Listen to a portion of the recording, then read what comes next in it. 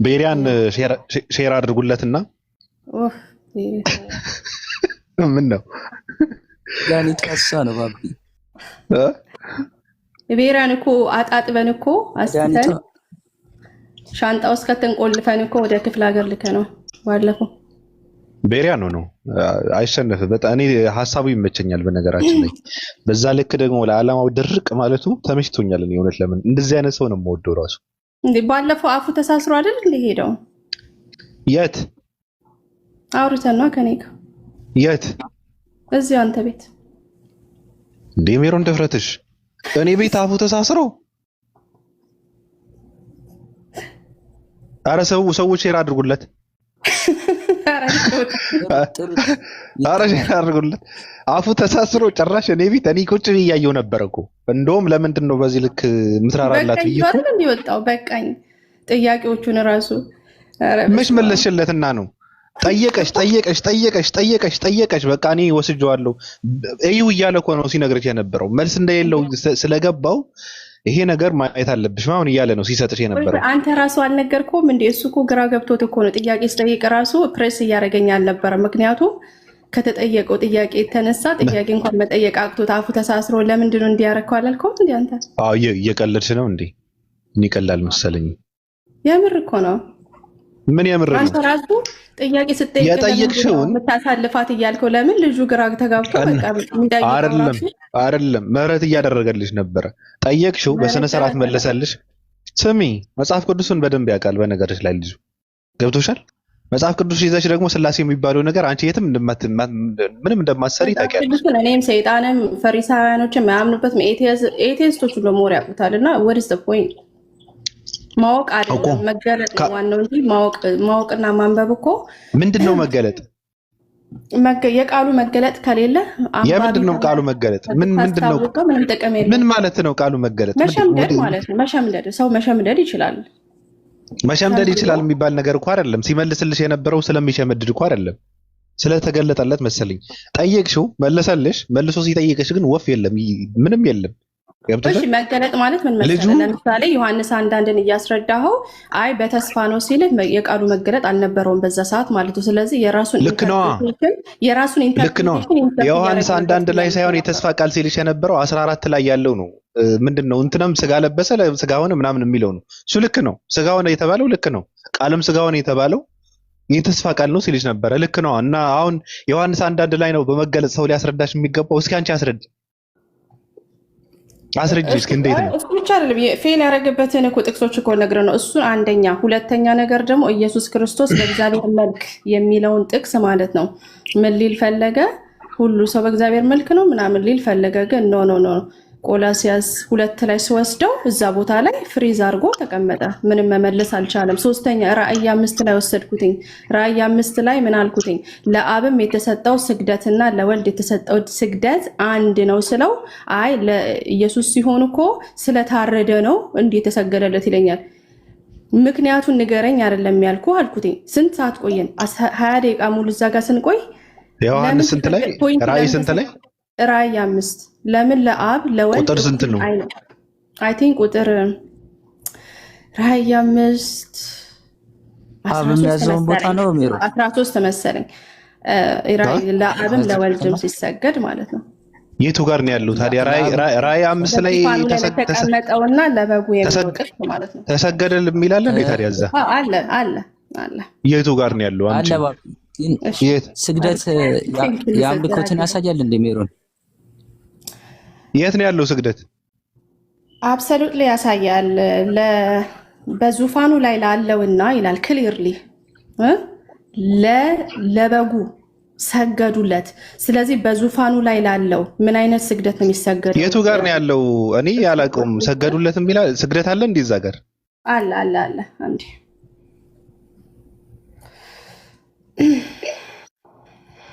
ቁጥር ስንት ነው? ሜሮን አምልኮት ነው ስግደት የሚሰገድለት አካል ሁሉ አምልኮት ነው ማለት ነው። ክሊርሊ እንደዛ ስለሚለን እሺ አምጮ ግን ከሆነ ጥቅስ ጋር ቢገናኝ ስንት አምላክ ሊኖራችሁ ነው?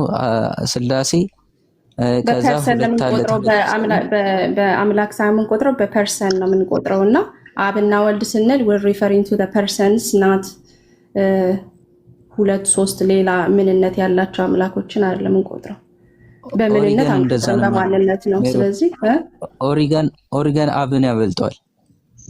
እሺ ችግር እና ካበለጠ ምንም ልዩነት አይደለም። የሆነ ነገር እያዩ ስለሆነ አልሰማሁህም። ፖይንት አሁን ቤሪያ ሊመልስ ያልቻላቸውን ነገሮች እያወራ ነው። ስሙ በሌለበት ግን ስሙ ማንሳት አልፈልግም። ግን ያው ብዙ ዩኒታሪያኖች ዲባንክድ የሚደረጉበት ቃል ስለሆነ እሱን ብቻ ሪፈር አያረግም። ችግር የለም። እሺ ሬቨሌሽን 5:13 ልክ ነኝ። ምን ይላል? ክሊርሊ በእንግሊዘኛው ቱ ሂም ሁ ሲትስ ኦን በአማርኛ አንብቢ። ቆይ አንዴ። እሺ ቆይ አንዳንዴ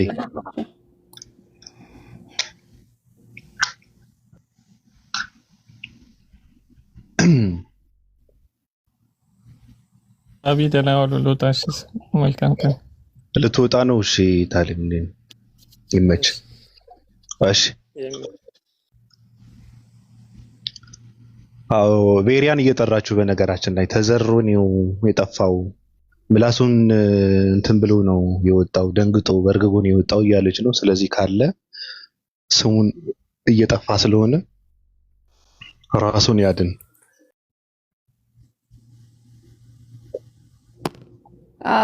ይሄም ራሱ ሌላ ሰላም ብያለሁ። ባቢ ሌሎቻችንም ሰላም አለይኩም። ሰላም ምን አልሽ? ወአለይኩም ሰላም። ጠፋብኝ ከአይምሮዬ ላይ። ያ ቤሲክሊ ጥቅሱ ክሊርሊ የሚለው በሰማይና በምድርም የቱ ጋር እኔ ስግደት የሚባል እዚህ 5:13 ይኸው ላንብበው እኮ ምን ይገባል ነው የሚለው። እኔ ላንብብልሽ ባጭሩ።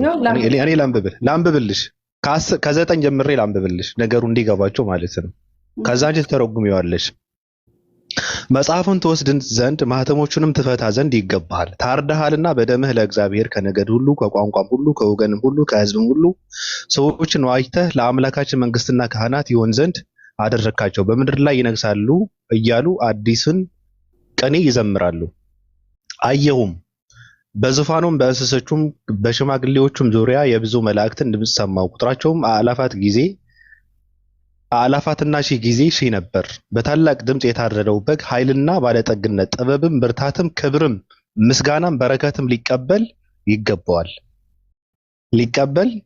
ይገባዋል። በሰማይና በምድርም ከምድርም በታች በባህርም ላይ ያለ ፍጥረት ሁሉ በእነርሱም ውስጥ ያለ ሁሉ በረከትና ክብርም ምስጋናም ኃይልም ከዘላለም እስከ ዘላለም በዙፋኑ ላይ ለተቀመጠው ለበጉም ይሁን ሲሉ ሰማሁ። እዚህ ጋር ነው የሚያልቀው ታሪኩ። የቱ ጋር ነው ያለው? ስግደት ያለው የቱ ጋር ነው? እስከ ቁጥር እስከ እንትን ያነበብከው 14 መጨረሻው ማለት ነው። መጨረሻ ላይ ያለው ሌላ ታሪክ ነው።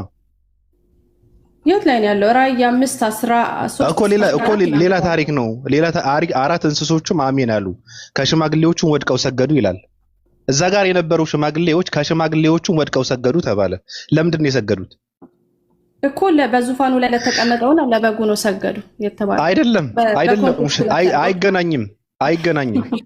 ታርደሃንላ 12 ላይ ያለው ግልጽ አድርጎታል። በታላቅ ድምፅ የታረደው በግ ኃይልና ባለጠግነት፣ ጥበብም፣ ብርታትም፣ ክብርም፣ ምስጋናም፣ በረከትም ሊቀበል ይገባዋል። አለቀ፣ ዘጋው። ኦኬ አሉ። እዚህ ጋር ማየው እሺ፣ ቆይ እዚህ ጋር ቆይ ለበጉና ለተቀመጠው ብሎ ለምን ነው ወልደንም እዚህ ጋር ማየው የተባለው ምንድነው? ብርታትም ክብርም ምስጋናም በረከትም ሊቀበል ይገባዋል ብሎ ዘጋው። የኢየሱስ ክርስቶስ አለቀ። እነዚህ ሽማግሌዎች ከታች ያሉ ሽማግሌዎች ለማን ነው የሰገዱት? ምን አለ? በሰማይና በምድርም ከምድርም በታች በባህርም ላይ ያለ ፍጥረት ሁሉ በእርሱም ውስጥ ያለ ሁሉ በረከትና ክብርም ምስጋናም ኃይልም ከዘላለም እስከ ዘላለም በዙፋኑ ላይ ለተቀመጠው ለበጉም ይሁን ሲሉ ሰማሁ። አሁንም ዘጋው። አንድ አካል ሁለት አካል አለ። ስለዚህ ማለት ነው ከዘላለም እስከ ዘላለም የሚለው የአክብሮት ማክበር ነው ወይስ ደግሞ ማለት ነው ለዘላለም እስከ ዘላለም ይንገስ ኦር ደግሞ ለበጉ ይሁን? ይሄ አምልኮ አይደለም። እሺ አይደለም። ቆይ ከዛ አራቱም አንበሶች ይላሉ። አንበሶች አራቱም አንበሶች ይልና አላለቀም አረፍተሩ። አሜን አሉ። ቆይ ይሄ ይሁን ሲል አሜን አሉ ይላል። ቆይ አሜን አሉ። ሽማግሌዎቹ ወድቀው ሰገዱ ይላል። አንድ አይነት ነው። ሽማግሌዎቹም ሳይሆን ከሽማግሌዎቹም ሽማግሌዎቹና ከሽማግሌዎች ይለያየ አይገናኙም እኮ ይሄ። ቆይ ሽማግሌዎቹ ምን የሚለው አራቱም እንስሶች። አዎ ሽማግሌዎቹም ይቀርታ ትክክል። አዎ ትክክል። ሽማግሌዎቹም አዎ ትክክል እኮ አይገናኝማ። ታሪኩን ዘጋው 12 ዘጋው 13ም ዘጋው አለቀ። እዚህ ጋር የሰገዱ ሽማግሌዎች 14 የመጨረሻው ቻፕተር እንትን እኮ ለማን ነው የሰገዱት? ለምንድን ነው የሰገዱት? ለማን ነው የሰገዱት ይላል በቁጥር 14 መሰረት ለማን ነው ሰገዱ የሚለው ለማን አይልም ለማን እንደሆነ አይናገርም። ከላይ ቁጥር 13 ላይ ለተቀመጠው 13ማ ክብር ይገባዋል ነው የሚለው። አይገናኝም እኮ ነው የምልሽ። ዘጋው ታሪኩ እዛ ጋር ዘጋው እኮ አለቀ። እዛ ጋር ያለው ምንድነው? ከ12 ምን አለ መሰለሽ? በታላቅ ድምጽ ተባለ የታረደው በግ ኃይልና ባለጠግነት፣ ጥበብም፣ ብርታትም፣ ክብር፣ ምስጋናም በረከትም ሊቀበል ይገባዋል አሉ ተባለ። ዘጋው አይደል? 4 ነጥብ ዘጋው። በሰማይና በምድርም ከምድርም በታች በባህርም ላይ ያለ ፍጥረት ሁሉ በእነርሱም ውስጥ ያለ ሁሉ በረከትና ክብር ምስጋናም ኃይልም ከዘላለም እስከ ዘላለም በዙፋን ላይ ለተቀመጠው ለበጉም ይሁን ሲሉ ሰማሁ አለቀ። አሁንም ዘጋው። 14 ላይ ወረደና አራቱም እንስሶች አሜን አሉ። ሽማግሌዎቹም ወድቀው ሰገዱ። ለምን ሰገዱ? ለማን ነው የሰገዱት? እና በዚህ መሰረት ለአብና ለታረደው በግ ኢየሱስ ክርስቶስ አይደለም ይነወት አይደለም ብለኸኛል አይደል? ቁጥር እዛው ራእይ ላይ ምዕራፍ 22 ቁጥር 3 ላይ ወስደሃለሁ። ለማን አልሄድም። አንተ ስላልተቀበልኩ ነው ባይዘው እንጂ ማንም ክርስቲያን ማለት ነው ለበጉና ለበዙፋኑ ተቀመጠው እንደሰገዱ አይደለም። እዚህ ጋር ስግደት ለማን እንደሰገዱ ምንም የሚያሳይ ነገር የለውም። የሰገዱት ሽማግሌዎች ናቸው። እንደውም እናንተ ምንድነው ከዘላለም እስከ ዘላለም ከምድርም በታች ከሰማይም በላይ ያለው ሁሉ ለወልድ ሰገደለት እያላችሁ ነው እንደውም የምትሰብኩት እናንተ ማለት ነው። የሌለ ነገር ማለት ነው። ገብቶሻል? ስለታረደ ምን ይገባዋል አለ። ክብርም ምስጋናም ይገባዋል ነው የሚለው። በቃ ዘጋው፣ ታሪኩን ተዘጋ። ከታች ያለው ሽማግሌዎቹም ሰገዱ የሚለው ለማን ነው የሰገዱት አይታወቅም። ለማን ሰገዱ?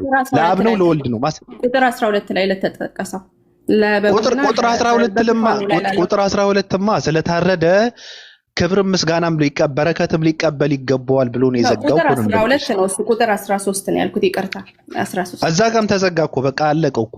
በሰማይና በምድርም ከምድርም በታች በባህርም ላይ ያለ ፍጥረቱ ምናምን ብሎ ክብርም ምስጋናም ኃይልም ከዘላለም እስከ ዘላለም በቃ ዘጋው። መጨረሻ ላይ ይሁን ሲሉ ሰማው አለ አለቀ።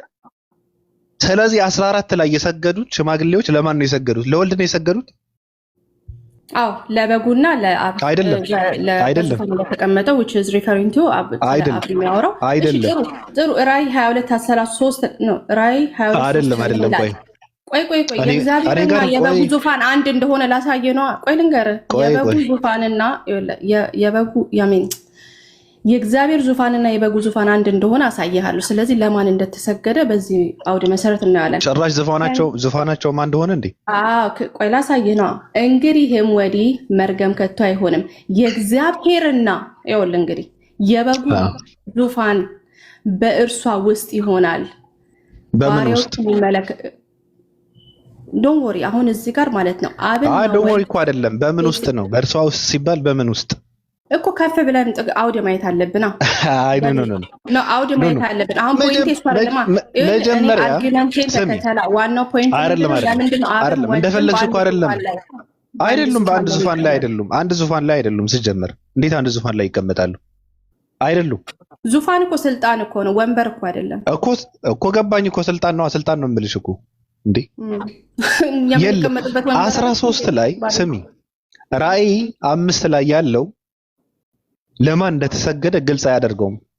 በጉ ስለታረደ ክብር ምስጋና ይገባዋል ብሎ ታሪኩን ዘጋው። እኔም ምንም አልቃወምም።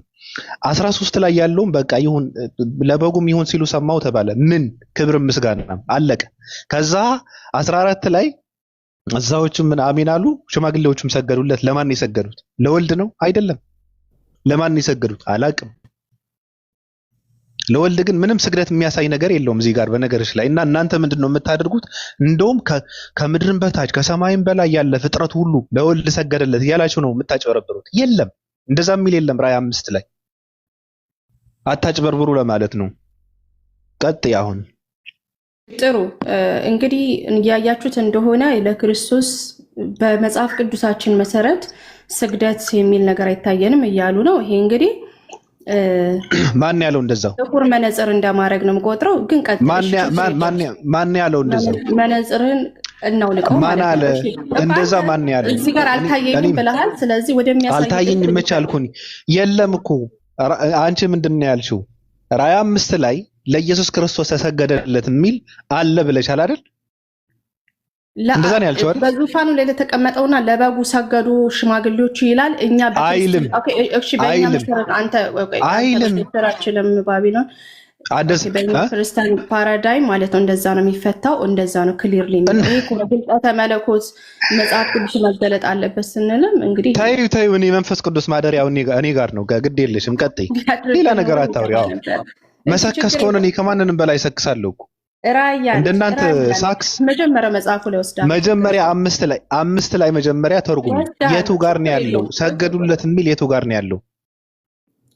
አረ ቁጥር 14 ላይ እኮ አነበብን። ባቢሎን በቃ አይልም እኮ ሽማግሌዎቹ እሺ ለማን ነው የሰገዱት የሚለው? በቃ ይሄን መልስልኝና ምን ብናርግ? ለማን ነው የሰገዱት እኮ ጥያቄ ነው። ለኢየሱስ ሰገዱለት ስትይ ነበረ። ለኢየሱስ የሚል የለም። 12 ላይ ስለሞተ ስለታረደ ክብር ምስጋናም ይገባዋል ብሎ ታሪኩን ዘጋው። ገብቶሻል? 13 ላይም ምንድን ነው የሚለው? በሰማይና በምድርም ከምድርም በታች በባህርም ላይ ያለ ፍጥረት ሁሉ በእነርሱም ውስጥ ያለ ሁሉ በረከትና ክብር ምስጋናም ኃይልም ከዘላለም እስከ ዘላለም በዙፋኑ ላይ ለተቀመጠው ለበጉም ይሁን ሲሉ ሰማሁ። ምንድነው ለበጉም ይሁን ሲሉ ሰማሁ የተባለው? በቃ በረከትና ምስጋና ነው እየተባለ ያለው፣ ክብርም ነው እየተባለ ያለው። ገብቶሻል? አለቀ። ስለዚህ 14 ላይ ያለው ምንም ለኢየሱስ ክርስቶስ አንደኛ ነገር እንደተሰገደለትም አያሳይም። ገብቶሻል? 12 ላይ በጉ ስለታረደ አለ። ከታች ደግሞ አሜን የምትለው እሺ፣ አሜን የምትለው የሆነ አሜን የምትልለት ነገር አያስፈልግም። ለሴ ቁጥር 13 ላይ እንደዛ ስለተጠቀሰ አይደል አሜን አሉ እኮ ይላል እኮ። የሰሙት ነገር ስላለ ነው አሜን ያሉት አይደል እንዴ? ማለት አሜን አሉ ይላሉ። ከዚህ ሰምተው አሜን ብለው ሰገዱ እያለ ለሱ አይልም። እሺ ቁጥር 13 ላይ ነው ወስዳ ሆነ መልሽ እኮ ምን ይገባዋል ነው ያለው። ሜሮን ምን ይገባዋል? 12 ላይ አይደለም ያለው እሱ ምክንያት ነው ለመሰገዱ ምክንያት ነው ያወራህ። ቁጥር 12 ላይ ለመሰገዱ ምክንያት አይደለም ለማን ተሰገደ ላይ ነው ያለው። ብቀበልሽ ራሱ አሁን ለምሳሌ 14 ላይ ያለው ለኢየሱስ ነው የተሰገደው የሚለውን ብቀበልሽ ራሱ የክብር ስግደት ነው ብዬ ነው የምወስደው። ለምን መሰለሽ? አንደኛ ነገር 12 ላይ ለታረደው በግ ስለታረደ ክብር ምስጋናም ይገባዋል ተባለ። 13 ላይ ደግሞ አዳምጪኝ፣ በሰማይ በምድርን ከምድርም በታች በባህርም ላይ ያለ ፍጥረት ሁሉ በእርሱም ውስጥ ያለ ሁሉ በረከትና ክብር ምስጋናም ኃይልም ከዘላለም እስከ ዘላለም በዙፋኑ ላይ ለተቀመጠው ምን ለበጉም ምን ክብር ምስጋናም ነው የሚለው ይገባዋል። አለቀ በቃ። ለበጉም ይሁን ሲሉ ሰማው አለ። ምን ክብር ምስጋናም። ስለዚህ 14 ላይ የተሰገደው የክብር ነው የአምልኮ ነው። ራሱ ለማን ነው? ራሱ ግልጽ አይደለም። ገብቶሻል? ለማን እንደሆነ ራሱ ግልጽ አይደለም። የክብር ነው የአምልኮ ነውም ግልጽ አይደለም። እንደውም እኔ ግልጽ ነው፣ ራሱ ግልጽ ነው፣ ምንም እንትን የለውም። የክብር ነው ራሱ። ለማን ነው ግን? ለአብ ነው። በቃ ይሄ ነው። አታጭበርብሩ ነው። 13 ላይ ከዘላለም እስከ ዘላለም ችግር የለውም ተዘጋጅ። አሁን ቁጥር 8 ላይ ሄጄ ማለት ነው በማን ፊት እነዚህ ሽማግሌዎች እንደቆሙ እናያለን ማለት ነው። አሁን አንተ ደግሞ ስማኝ። ቁጥር 8 ራእይ 5 ቁጥር 8 እንይላል። መጽሐፉንም በወሰደ ጊዜ 4ቱ እንስሶችና በኤሪያ መጣ 24ቱ ሽማግሌዎች በበጉ ፊት ቆሙ ይላል። እሺ የቆሙት በበጉ ፊት ነው። እያንዳንዳቸውም በበገና የቅዱሳን ጸሎት የሆነ ዕጣን የሞላበትን የወርቅ ዕቃ ያዙ ይላል። ስለዚህ በማፊት ነው እነዚህ ሽማግሌዎች የቆሙት ነው የሚለው በበጉ ፊት። ስለዚህ ቁጥር 14 ማንን ነው ሪፈር የሚያደርጉ? ሲሰግዱ ለማን ነው? ለበጉ ነው። አልሰግዱም።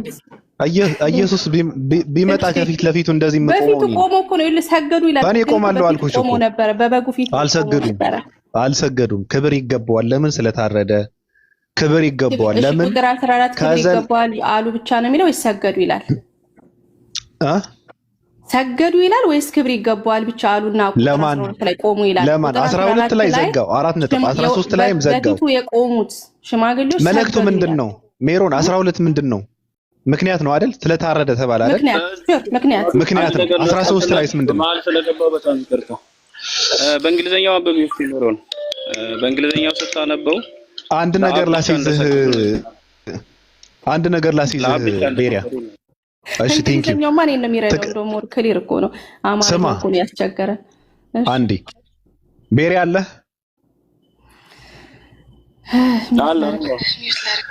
ታሪኩ ምንድነው? ባለፈው ምላሱን ተሳስሮ ነው የወጣው። እንደውም ፈርጥጦ ነው የወጣው። እኔ የጠየቅኩትን ጥያቄ መመለስ አቅቶት ነው የወጣው። ስለዚህ አጣጥፌ ከሻ ውስጥ ከትቼ ነው የጣልኩት ስትል ነበር። አሁን የብሬ ነው፣ አልጨመርኩም አልቀነስኩም። ለዛ ነው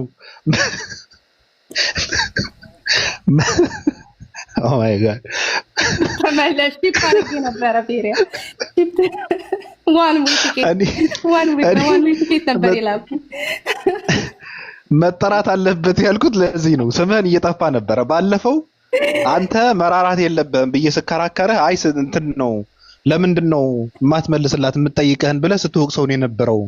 መመለስ ስላቃተው ነው ስትል ነበርና አሁን በትልቁ አድርግልሃለሁ። ቆይ ውሰድና እንደፈለግክ አድርጋት። ኦኬ እስቲ ሜሪ እንደነሽ ሰላም ነው?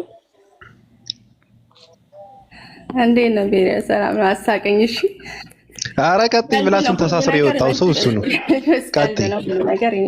ኖ ቀልድ አይደለም የምር። እኔ አልቀለድኩም። ቁም ነገር ነው ሳወራ የነበረው። ያልሽውን ነው ስደግም የነበረው። ቀጥሉ ብቻ። የኢየሱስ አምላክ ይመስገን። ሜሪ እንዴት ነሽ አንቺ? አለሁኝ። እሺ እንደገና ሬዘሬክት አደረክ። እንደገና ሬዘሬክት አድርገን የመጣው እንግዲህ ክርስቶስም ትንሣኤ አድርጓል አይደል እንዴ? ሜሪ በአንቺ እምነት በመጽሐፍ ቅዱስ ትምህርት ከወልድና ከአብ ማን ነው የሚበልጠው? በምን አንቺ በምንም ፍቺው የዮሐንስ ወንጌል ምዕራፍ 14 ቁጥር 28 ላይ ከእኔ አብ ይበልጣል አለ። በምንድን ነው የሚበልጠው? ኢየሱስ ክርስቶስ እንደዚህ ባለበት ሰዓት በምድር ላይ ነበረ። የራሱን ባዶ አድርጎ ሁሉን ነገር መጥቷል ይላል ፊልጵስዩስ 2:6። በዛ መሰረት ኢየሱስ ክርስቶስ በሰውነቱ ይሄንን ማለት ይችላል። ሁለተኛ በሮል ማለት ነው። የተናገረው በሰውነቱ ነው የሚለውን ማስረጃ በሰውነቱ ይቆያል አላልኩም። ቆይ አንዴ እንትን በል። በባህሪ ሲሆን በኔቸር ሲሆን አብም ወልድም በምንነት በአምላክነት አንድ ናቸው ብለን እናምናለን። በት ኢየሱስ ክርስቶስ ይሄንን ሲናገር አባቱ ላይ ዲፔንድ እስካረገ ድረስ ሁሉን ነገር ደግሞ ራሱን ባዶ አድርጎ እስከመጣ ድረስ ይሄንን ማለት ይችላል። አብ ከኔ ይበልጣል ማለት ነው። በሮል ማለት ነው። ለሲ አንተ አሁን ከአለቃ በሮል ታንሳለህ አይደለ? ምክንያቱም አንተ ሰራተኛ ልትሆን ትችላለህ፣ እሱ ደግሞ አለቃ ነው አይደለ? ስለዚህ በኔቸር ግን አንድ ነው፣ ሰው ናችሁ። ስለዚህ በዚህ መሰረት የወልድ አለቃ አብ ነው እያልሽ ነው አይደለም? ራሱን ባዶ አድርጎ መጥቷል ብያለሁ። ቆይ እኮ ለምን መሰለ የማዳን ስራን ለመስራት ብሎ ማለት ነው ራሱን ባዶ አድርጎ የባሪያን መልክ ለብሶ መጣ ይላል። ከምን ነው ባዶ ያደረገው ራሱ? ስለዚህ በአባቱ ትእዛዝ ውስጥ ከሆነ ማለት ነው ይሄንን ማለት ይችላል። ከምንድን ነው ባዶ የሆነው? ሜሮ ከመለኮትነት ነው ባዶ የሆነው? አይደለም፣ ባዶ አለ። መለኮትነቱን ለቀቀ ሳይሆን ማለት ነው ያሃንን ፕሪቪሌጅ ኦኬ፣ የአምላክነቱን ፕሪቪሌጅ ለምሳሌ ፎር ኤግዛምፕል ኢየሱስ ያልተመለከበት ጊዜ ነበር ነው ያልሻለሽው። አሁን የመመለክ ስልጣኑን ኔቸርን እና እንትንን መለየት አለበት። ስለ ኔቸር ነው አሁን ችግራችን እየሆነ ያለው ምንድነው? ኢየሱስ ክርስቶስ እኔ አብ ከኔ ይበልጣል እኔ ኦር ደግሞ ሰሚት አድርጌያለሁ ኦር ደግሞ ሲል እንደዚህ ሲል ማለት ነው he's not talking about his nature or who he is as God። ታዲያ ከምንድን ነው የሚበልጠው? ከምንድን ነው የሚበልጠው? አብ ከኢየሱስ ከምኑ ነው የሚበልጠው? መልሽ ይልሃለሁ። ምን ብለሽ መለሽ? ምን ብዬ ያወራሁት ነገር ምንድነው እስካሁን? እኔ ምክንያቱም መደጋገም አልፈልግም። ምን ብዬ ተናገርኩኝ? አብ የወልድ አለቃ ነው ያንቺ እምነት ማለት ነው። በስላሴ ትምህርት አብ የወልድ አለቃ ነው እያልሽ ነው።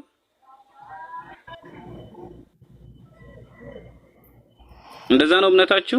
ምን ብዬ ነው የመለስኩት? ይሄን ብትመልስልኝ ደስ ይለኛል። አሁን ወልድ አገልጋይ ነው፣ አብ ደግሞ ቦስ ነው።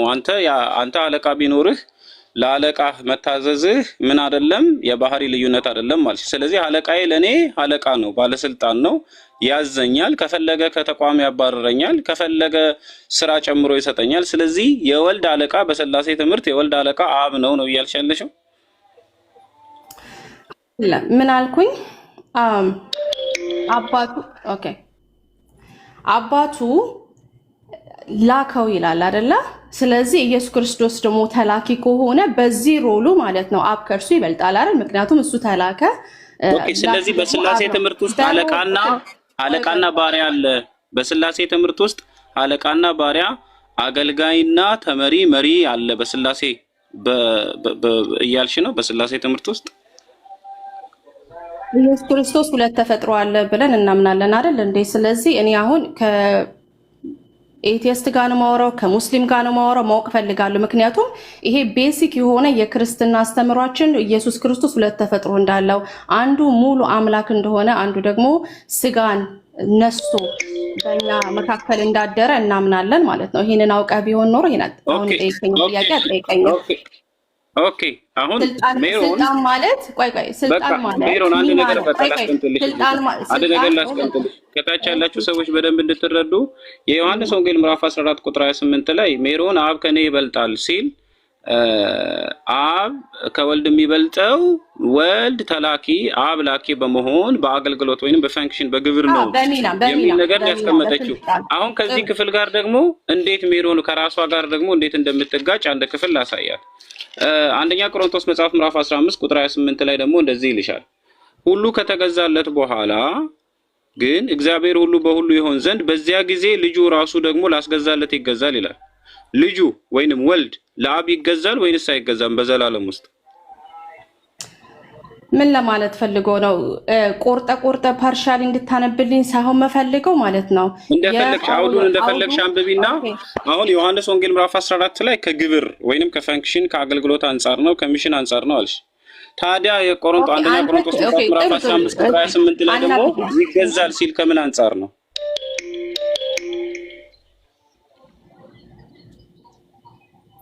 ስልክን ወይ ሚውት ታደርገዋለህ?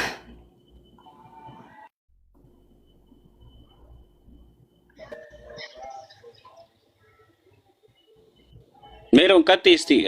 ዮሐንስ 14:28 ላይ አብ ከኔ ይበልጣል ሲል ከግብር ነው ከሚሽን ከተልእኮ አንፃር ተልእኮ ስለመጣ ነው ሰውነትን ስለለበሰ ነው የሚል አይነት አርጊመንት ነው ለማስቀመጥ የሞከርሽው። አንደኛ ቆሮንቶስ ምዕራፍ 14 ቁጥር 28 ምዕራፍ 15 ቁጥር 28 ላይ ደግሞ በዚያ ጊዜ ወልድ ላስገዛለት ወይንም ለአብ ይገዛል አለሽ። በዘላለም ውስጥ ታዲያ ወልድ ለአብ ለምንድን ነው የሚገዛው? ወልድ ተብሎ የሚጠራው በመለኮታዊ ትምህርት ውስጥ በጣም የሚያሳዝነው ነገር ሚናንና ምንድነው በተፈጥሮ ኦር ደግሞ በባህሪ አንድ መሆን ለይተ ስለማታውቅ አሁንም ይሄን ጥያቄ እየጠየቀኝ ነው። መገዛት ሚና ነው እንዴ? ይገዛል ማለት በሚና ነው። ለሴ እኔ ባል ቢኖረኝ ለባሌ እንደምገዛው በኔቸራችን ግን ሁለታችንም ሰው እንደሆነ በሚና ደረጃ በመለኮት ውስጥ ተገዥነትና ገዥነት አለ እያልሽ ነው። ስለዚህ አንተ ሚስት ኖሮ ሚስት ለአንተ ብትገዛ ከአንተ በታች ናት ማለት ነው። በቃ ይሄንን መልስልኝና አሁን ስለ ባህሪ አይደለም እየጠየኩሽ ያለሁት። አዎ ስለዚህ ይገዛል ሲል በሚና ነው። በግብር ውስጥ በትሪኒቲ ውስጥ መገዛትና መገዛዛት አለ እያልሽ ነው። ወልድ የአብ ተገዢ ነው እያልሽ ነው። እዚህ ጋር ጳውሎስ የሚያወራው ስለ ማዳን ስራው ነው። ፈርስት ኦፍ ኦል አውዱን እኮ ተከትላችሁ ብታነቡ ኖሮ ማለት ነው ይሄ ብዙ ሰዓት ፈጅቶብን ቁጭ ብለን እንግዲህ ጥቅስ እዚህ አንደኛ ቆሮንቶስ ላይ ጳውሎስ ቆይ ይሄው እኔ ራሴ አንዴ ለምን መሰላችሁ ይሄ መሀል ላይ ፒክ እያደረጋችሁ ስለምታነቡ አውድ ማየት አለብን። ጳውሎስ እየተናገረ ያለው ከቁጥር ምንድነው ምዕራፍ 15 ቁጥር 25 ምን ይላል? ሁሉን ጠላቶቹን እስኪያስገዛ ድረስ በመንግስት ይነግሳል ይላል። ስለ መንግስት ነው የሚያወራው። this is not talking about ስለ ዘላለማዊ ሪሌሽንሺፕ ስለ ከአብ ጋር ስላለው አይደለም የሚያወራው። ይሄ የሚያወራው ስለ ማዳን ስራው ነው። ከዛ ምን ይላል? ሁሉን ነገር ከእግሩ በታች አስገዛ ይላል። የማዳን ስራውን ነው የሚያወራው አይደል እንዴ? ማን ነው ሁሉን ከእግሩ በታች ያስገዛለት? ለወልድ እየሰማኝ እየተከተልከኝ ቢሆን ደስ ይለኛል እንዳልደጋግም ራሴን ማለት ነው። እሺ ከቁጥር 24 ጀምሮ አሁን ባልኩ መሰረት ከቻፍ እንዳረክ ለማወቅ ማለት ነው። ጳውሎስ እያወራ ያለው ስለምንድን ነው? አውዱ ምንድን ነው ብያለሁ። ጳውሎስ እያወራ ስለ መንግስት ነው የሚያወራው። ስለ መንግስት ነው የሚያወራው። ቁጥር 24 ላይ የሚያወራው ምን ይመስልሽ አልመሰለሽ? በኋላ መንግስቱን ለእግዚአብሔር ለአባቱ አሳልፎ በሰጠ ጊዜ ይላል። ወልድ መንግስቱን ለአብ አሳልፎ ይሰጣል ወይንስ አይሰጥም? መንግስቱ ምንድን ነው? መልስልኝ። መንግስቱ ማለት አሁን በሰማይ ሆኖ በምድር የሚሰራው ስርዓት ማለት ነው። መንግስት ተብሎ እየተነገረ ያለው በዚህ ዳር ዘ ፕሮብለም። እሺ በቃ እሺ መልሼልሃለሁ። ኤኒዌይስ ይሄም የሚያመለክተው ምንድነው ብያየው ምንድነው መገዛት የሚለው በዚህ ጥቅስ መሰረት አሁን ባመጣው በአንደኛ ቆሮንቶስ ምዕራፍ 15 መሰረት በሚና ነው እንጂ በባህሪ አይደለም። ማለት አንዱ ስላለፈ በሚናው ከሆነ በዘላለም ውስጥ ወልድ ለአብ ምን ሊሰራለት ነው? ወደ ምድር የመጣው የማዳንን ስራ ሊፈጽም መስቀልን ሊፈጽም ነው ሚሽን የተባለው። በዘላለም ውስጥ ደግሞ ወልድ ለአብ የሚገዛው ምን ሊፈጽም ነው? ይሄን ኦልሬዲ አስረድተናል። ስለማዳን ስራው ነው ያወራነው። በመንግስቱን ካጸዳ በኋላ ጠላቶቹንም በእግሩ ካስገዛ በኋላ ይሄንን የማዳን ስራ ነው የሚያወራው እና ከች እያረከኝ ስላልሆነ ወደ ሌላ ነገር ብንሄድ ደስ ይለኛል። ምክንያቱም የምናገረውን ነገር ኮምፕሪሄንድ ብታደርግልኝ ደስ ይለኛል። አሁን አንተ ከታች ያላችሁ ሰዎች በቃ ሜሮን አንድ ነገር ላስቀምጣችሁ። ከታች ያላችሁ ሰዎች በደንብ እንድትረዱ ዮሐንስ ወንጌል ምዕራፍ 14 ቁጥር 28 ላይ ከኔ አብ ይበልጣል ሲል ግብር ነው አለችን። የግብር መበላለጥ አለ አላልኩም። ተስነወራሽ ስለ ግብር ነው የሚያወራው። በግብር መተናነስ አለ።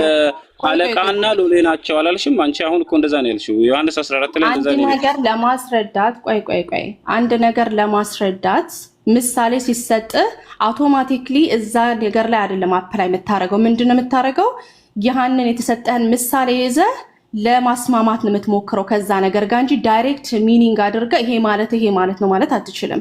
እሺ ታዲያ ለአብና ለወልድ ምን እያልሽ ነው? ኢየሱስ ከኔ አብ ይበልጣል ሲል ምን እያለ ነው? እሺ ምን ለማለት ነው? ይበልጣል ማለት በሚናና በስልጣን ነው አልኩ። አንደኛ ነገር ስለምን ተናገሩ? ላኪው ከተላኪው በሚና አይበልጥም። ይሄንን ተናግሬያለሁ። አንተ ግን ከች እያረካ አይደለም። ነገር ግን በባህሪ ግን አንድ ናቸው። ምክንያቱም ኢየሱስ ክርስቶስ ክሊርሊ ብዙ ቦታ ላይ ስትሄድ አብና እኔ አንድ ነን ይላል።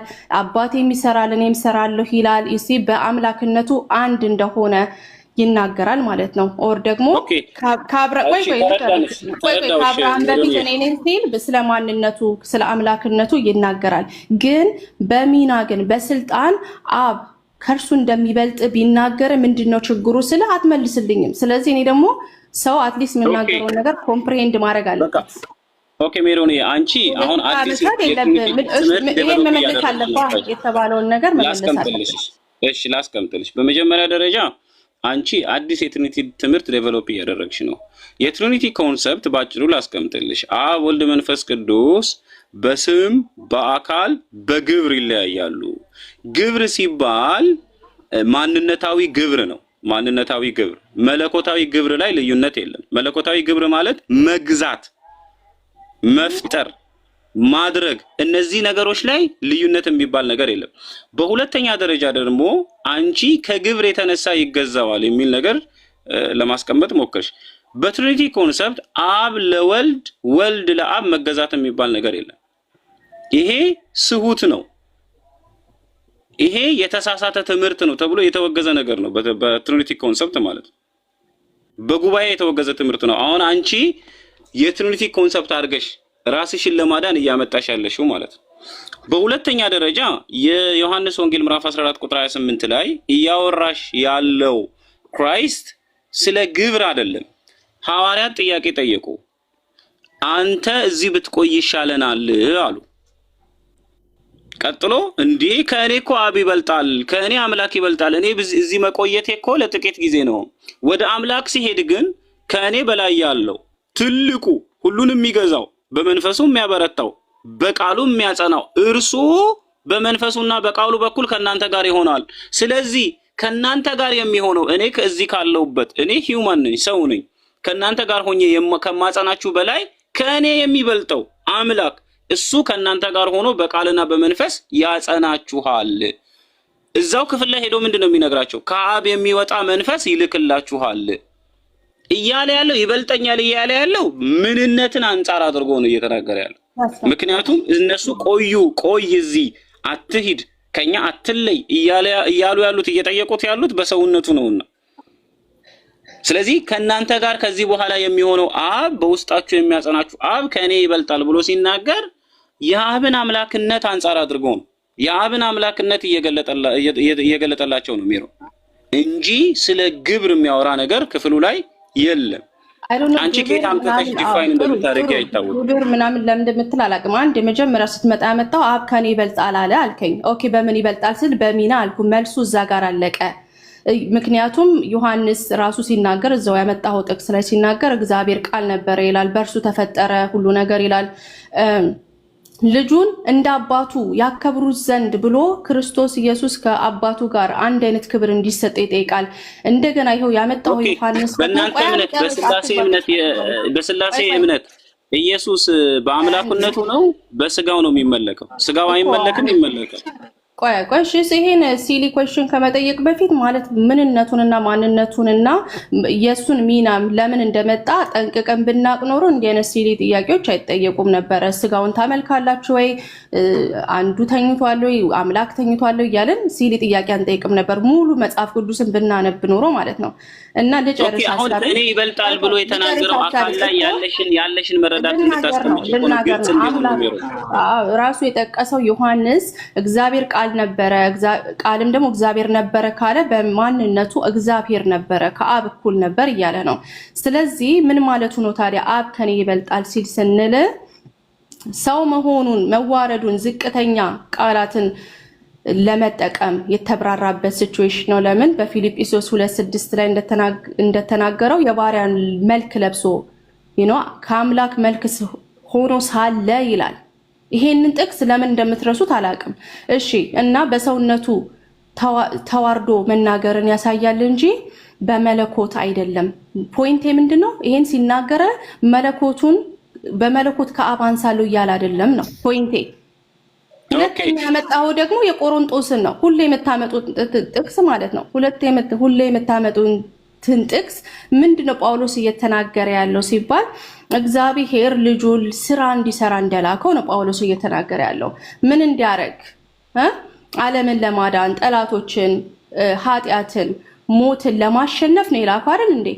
ጳውሎስ እያወራ ያለው ስለዚህ ነው። እናንተ ግን ይሄን ጠምልላችሁ ወስዳችሁ እንደኛ ይገዛል እኮ ይሲ በቃ ጳውሎስ ይሄንን ሊል ፈልጎ ነው ትላላችሁ። መጀመሪያ ጳውሎስንም አትቀበሉም፣ ግን የእናንተ ኔሬቲቭ ሊገልጽላችሁ የሚችል ከመሰላችሁ ግን ትወስዱታላችሁ። እንደዛ ቢሆን ኖሮ እንትና ጳውሎስ እንደናንተ ቢያስብ አይጽፍም ነበር ይሄንን። ከዛ ምን ይላል? ልጁ መንግስት ይነግሳል። ኦኬ ምን ማለቱ ነው? ሁሉን ያስገዛ ይላል አይደል እንዴ? እስከሚያስገዛ ድረስ ይነግሳል አለ። ከዛስ ስራው ሲጨረስ ይላል። ቆይ ስራው ልጨርስ ነው። ይሄው ስራው ሲጨረስ መንግስቱን ያስረክባል ይላል። ይሄ ስለማዳን ስራው ከተፈጸመ በኋላ ኢየሱስ ያስተዳደረውን መንግስት ለአባቱ ያቀርባል ነው ፖይንቱ። ኦኬ እሺ። እና አሁን እንደዚህ እና ስለዚህ ስራውን ጨርሶ ኢየሱስ ክርስቶስ ይመለካል አይደል? ላስት ፖይንት ልጨርስና ከዛ ደግሞ እንዝጋው ይሄንና ትሄዳለህ። ከዛ ምን ይላል? እግዚአብሔር ሁሉ በሁሉ ይሆናል ይላል። ኦኬ ሌላም ቦታ ላይ ጳውሎስ ጋር ስትሄድ ግን ኢየሱስ ሁሉ በሁሉ እንደሚሆንም ይናገራል። ግን ከአውዱ መሰረት ግን እግዚአብሔር ሁሉ በሁሉ ይሆናል ይላል። መጨረሻ ላይ እግዚአብሔር በሁሉ ላይ ፍጹም ስልጣን ይኖረዋል ለማለት ነው። ኦኬ ማን ነው በሁሉ ላይ ስልጣን የሚኖረው? ወልድ ነው? አብ ነው በሁሉም ላይ ስልጣን የሚኖረው? ስማኝ አንዴ እኮ ሮል ቢባል ነገር እኮ ብታውቅ ይሄንንም አትጠይቀኝም ነበረ። ከዛ የክፋት ኃይል አይኖርም እያለ ነው ጳውሎስ። እችን ነገር ለመናገር ነው ይሄንን የጻፈው። ምንድነው ሮል ማለት? በመለኮት ውስጥ ሁሉን የሚገዛና ሁሉን የማይገዛ፣ ለሁሉ ለሚገዛው የሚገዛና ሁሉን ደግሞ የሚገዛውን ደግሞ ወልድ ራሱ የሚገዛ አለ ነው እያልሽ ያለሽው? እሺ ልጨርስ 10 ሰከንድ ብትሰጠኝ ጨርሳለሁኝ። ከዛ አጠይቃለሁ ፋሎ አፕ ኩዌስችን ማለት ምን መሰለ ቤሪያ ስንጠያየቅ እኛ በተለይ አበሾች ምናምን አንተም የምትለው ሊገባኝ ይገባል፣ እኔ የምለው ነገር ሊገባህ ይገባል። ለምን ለመሸናነፍ ሳይሆን አንድ ነገር የምናገረው እንዲገባህ ነው የምፈልገው። አንተም እሺ እንደገባኝ ልንገርሽ። ቆይ አንድ ነገር ላስቀምጥልሽ። እኔ አሁን አንቺ የምታወሪው በደንብ እንደገባኝ ላስቀምጥልሽ። ኢየሱስ ክርስቶስ በዘላለም ውስጥ ቃል ተብሎ የሚጠራ አምላካዊ ስም ያለው፣ ቃል ደግሞ በምንነት ደረጃ መለኮት፣ በማንነት ደረጃ ልጅ ተብሎ የሚጠራ ነው። ያ ልጅ ከግብሩ የተነሳ ልጅነት ግብር ከመሆኑ የተነሳ ስጋ ለብሶ መጣ። ስጋን ከመልበሱ የተነሳ ምን ይሆናል? ለአብ ይገዛል። ያ ግብራዊ መተናነስ እንጂ ምንነታዊ ወይንም የባህሪ መተናነስ አይደለም የሚል ነው ባጭሩ ያስቀመጥሽው። ይሄ እኮ የተጠቀለለው ንግግርሽ ባጭሩ ይሄ ነው አይደለም? አይደለም እኔ ማላምንበት ነው የሆነች ነገር የተናገርክ ይመስለኛል። ኦኬ እኔ ሁለት ጥቅስ አስረድቻለሁ። አንደኛ ቆሮንቶስ ላይ ያለው ነው። ሁለተኛው ደግሞ ኢየሱስ ክርስቶስ አብ ከኔ ከፍ ይላል ሲል እሱን አውድ ነው እያስረዳ ያለሁት። እኛ አሁን ስለ ስላሴ ኦር ደግሞ ስለ ክሪስቶሎጂ እያወራን ሳይሆን ኦኬ እግዚአብሔር ኢየሱስ ለምን መጣ እያልን ሳይሆን እያወራን ያለ ነው። ስፔሲፊክ ጥቅስ አምጥተ እሱን እየፈታን ያለ ነው። ስለዚህ ምን መሰለ ማለት ነው ስፔሲፊክ ጥቅስ ላይ እኔ ኢየሱስ እኔ ብሎ የሚናገረው አሁን እንዲገባሽ በደንብ እንዲገባሽ ክርስቶስ ጋር ያለው ቃል በደንብ ዮሐንስ ወንጌል ምዕራፍ 14 ላይ እንዲገባሽ ስጋ የለበሰው አካል እግዚአብሔር ወልድ ነው አይደለ? ስጋን የለበሰው አይደለ እህቴ? ያ እኔ ብሎ የሚናገረው ስለ ማንነት ነው ወይንስ ስለ ምንነት ነው? ኢየሱስ ክርስቶስ እኔ ሲል ስለ ማንነት ነው። ታዲያ እኔ ሲል ስለ ማንነት ከሆነ ከእኔ ማንነቱ ደግሞ የኢየሱስ ክርስቶስ ማንነት መለኮታዊነት ነው ወይንስ ሰዋዊነት ነው? ሁለቱም። ኢየሱስ ክርስቶስ ስጋን ለበሰ ከዛ በፊት ኤግዚስት እንደሚያደርግ ባህሪ አልጠየኩሽም። ቆይ አንዴ እንዲገባሽ ኤግዚስተንስ ኮንሰፕት እንዲገባሽ ማንነት ማለት ከዘላለም ጀምሮ የነበረ እኔነቱ ነው ማንነት። ምንነቱ ደግሞ በሁለት ይዋቀራል። ክርስቲያኖሎጂ ላይ የእናንተ ፕሮቴስታንት ከሆንሽ ማለት አንደኛው በሁለት ይዋቀራል። በምን? በባህሪ ደረጃ ማለት ነው። የሰውነት ባህሪ ያለው መለኮታዊ ባህሪ አለው። መለኮታዊ ባህሪውም ማንነት አይባልም፣ ሰዋዊ ባህሪውም ማንነት አይባልም። ማንነት የሚባለው መለኮታዊ ማንነቱ ነው። ስለዚህ አሁን ኢየሱስ ክርስቶስ አንድ ማንነት ያለው ሁለት ባህሪ ያለው ነው። ስለዚህ እኔ ሲል ስለ ባህሪ ሳይሆን የሚያወራው ስለ ማንነት ነው። ያ ማንነት ደግሞ መለኮታዊ ማንነት ነው፣ ከዘላለም ጀምሮ የነበረ በምን የተገለጠ? በስጋ ባህሪ የተገለጠ። ይሄ ነው የክርስቶስ ትምህርተ ስጋዊ ትምህርቱ ማለት ነው ባጭሩ። አሁን ይሄ የነገርኩሽ ነገር ከገባሽ ወይንም የምታምኚውን ነገር ተረድተሽ የምታምኚ ከሆነ ኢየሱስ እኔ ሲል የሚያወራው ስለ ባህሪ አይደለም፣ ወይንም ስለ ስጋው አይደለም።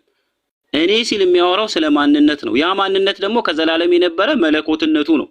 አብ ከወልድ ይለያል የምንለው ወይንም ሁለት አካል አለ ብለን ስለምንጠራበት ዲፋይን ስለምናደርገው ነገር ነው እኔ የሚለው። ስለዚህ የዮሐንስ ወንጌል ምዕራፍ 14 ላይ እኔ ሲል ኢየሱስ ክርስቶስ እኔ ሲል እኔ የሚለው መለኮታዊ ማንነቱን ነው፣ በስጋ ባህሪ የተገለጠውን።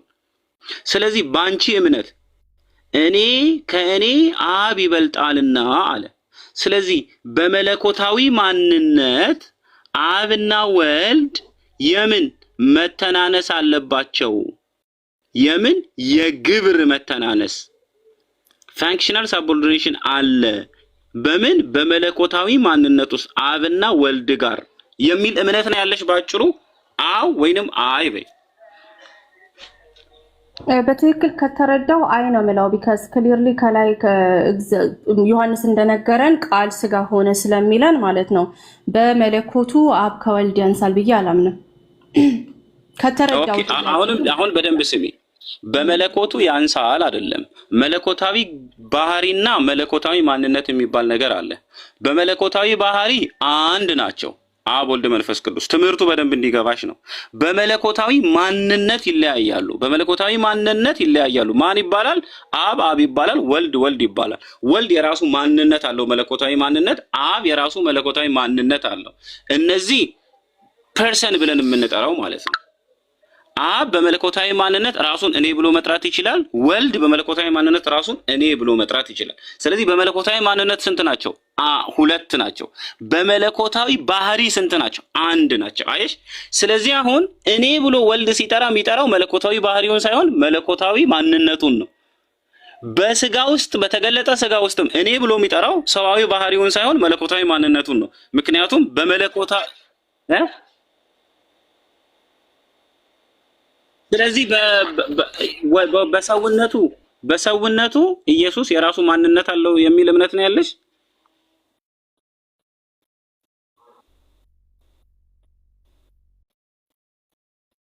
ይበልጣል ሲል ኦኬ፣ ተልኮ መምጣቱን፣ መታዘዙን፣ መሰቃየቱን፣ መሞቱን አይደል? ይሄ የሰውነት ባህሪያት ናቸው አይደል? የመለኮት አይደለም አይደለም? ይሄንን መልስልኝ። ምን ማለት ለሴ መሞት፣ መሰቃየት፣ ተልኮ መምጣት ይሄ የተደረገው የሰውነት ባህሪዎችን ነው አይደል የሚናገረው? የመለኮት አይደለም። ለምሳሌ ተልኮ የመጣ ሰው የለም፣ ከሰማይ ተልኮ የመጣ መለኮት ነው። ስለዚህ የመለኮት ግብር ነው መላክ በስላሴ ትምህርት። ምንድነው? ድጋሚልኝ። የመለኮት ግብር የመለኮት ስራ ነው። ከሰማይ ተልኮ የመጣ ሰው የለም፣ ከሰማይ ተልኮ የመጣ መለኮት ነው ያለው።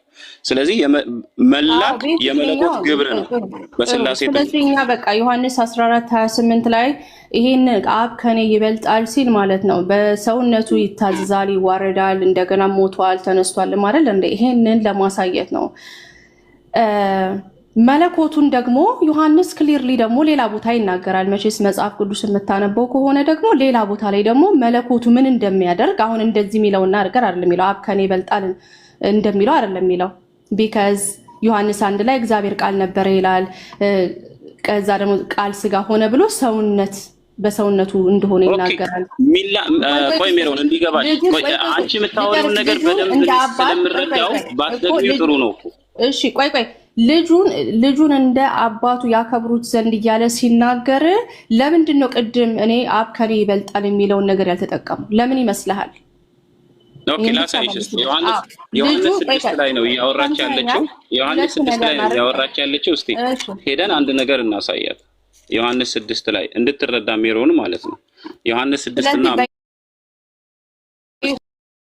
ያከብሩት ዘንድ እያለ ሲናገር እኩል መሆኑን ሲያሳይ ከአሁን ከመጣ ነው ዮሐንስ 14:28 ጋር እንዴት ታያይዘዋል? ቢካዝ ልጁን እንደ አባት እንዲያከብሩት አዟል ይላል አይደል? ክሊርሊ በቃ እንዲገባሽ እኩልነቱን ስለሚያሳይ በመጀመሪያ ደረጃ የዮሐንስ ወንጌል ምዕራፍ 6 ላይ እየተወራ ያለው ስለ ወልድ መለኮትነት ወይንም ስለ ኢየሱስ መለኮትነት ሳይሆን ስለ ኢየሱስ ሰውነት ነው። እዚህ ጋር በደንብ እንድትረጂ ማለት ነው። ከቁጥር 25 ጀምሮ እንደዚህ ይልሻል። እውነት እውነት እላችኋለሁ ሙታን የእግዚአብሔርን ልጅ የሚሰሙበት ሰዓት ይመጣል፣ እርሱም አሁን ነው። የሚሰሙትም በሕይወት ይኖራሉ። አብ በራሱ ሕይወት እንዳለው እንዲሁ ደግሞ ለወልድ በራሱ ሕይወት እንዲኖረው ሰጥቶታል። የወልድ ሕይወት ምንጭ ማን ነው? አብ። የኔ የሕይወት ምንጭ አብ እንደሆነ ሕይወትና እስትንፋስን ለሁሉ የሚሰጠው አብ ስለሆነ ለኢየሱስም ወይንም ለወልድ ወይንም ልጅ ተብለን ለምንጠራው ለሱ ሕይወት የሰጠው ማን ነው? አብ ነው። ወልድ በራሱ እግዚአብሔር ስለሆነ ከአብ እኩል ስለሆነ መለኮት ስለሆነ ሕይወት አልነበረውም። ሕይወት የተሰጠው እንጂ ሕይወት የነበረው አይደለም ኢየሱስ ክርስቶስ። ስለዚህ ምንድነው ቀጥሎ የሰው ልጅም ስለሆነ አለ። ሕይወት የተሰጠው ለማን ነው? ለሰው ልጅ። ኢየሱስ ደግሞ በሰማይ የሰው ልጅ አይደለም። በእናንተ በትሪኒቲ ዶክትሪን እያነጻጸርኩ ነው፣ እንድትረጂ ነው እያነጻጸርኩ ነግሬሽ። በሁለተኛ ደረጃ የሰው ልጅም ስለሆነ ይፈርድ ዘንድ ስልጣን ሰጠው። የሰው ልጅ ስለሆነ ሕይወት ተቀባይ ስለሆነ ስልጣን ተቀባይ ስለሆነ አምላክ ስላልሆነ ማለት ነው። የሰው ልጅም ስለሆነ ማለት አምላክ ስላልሆነ ኢየሱስ ይፈርድ ዘንድ ስልጣን የተሰጠው አምላክ ስላልሆነ ሰው ስለሆነ ነው። አምላክ ሰው ስለሆነ ማን ስልጣን ይሰጠዋል? እሱ ራሱ አምላክ ነው፣ ስልጣን ሰጪ ነው። እሱ ራሱ አምላክ በመሆኑ የሚፈርድ ነው። ስለዚህ የፍርድ ስልጣን ተቀብሎ የሚፈርድ አምላክ የለም። ሰው ነው የፍርድ ስልጣን ተቀብሎ ሊፈርድ የሚችለው። ሰው ነው ከአምላክ ስልጣን ተቀብሎ የሚያከናውነው። ሰው ነው ከአምላክ ኃይል ተቀብሎ የሚያከናውነው። አምላክ ከሆነ ከሌላ አካል ለምን ኃይል ይቀበላል? እሱ ራሱ የኃይል ምንጭ ነው።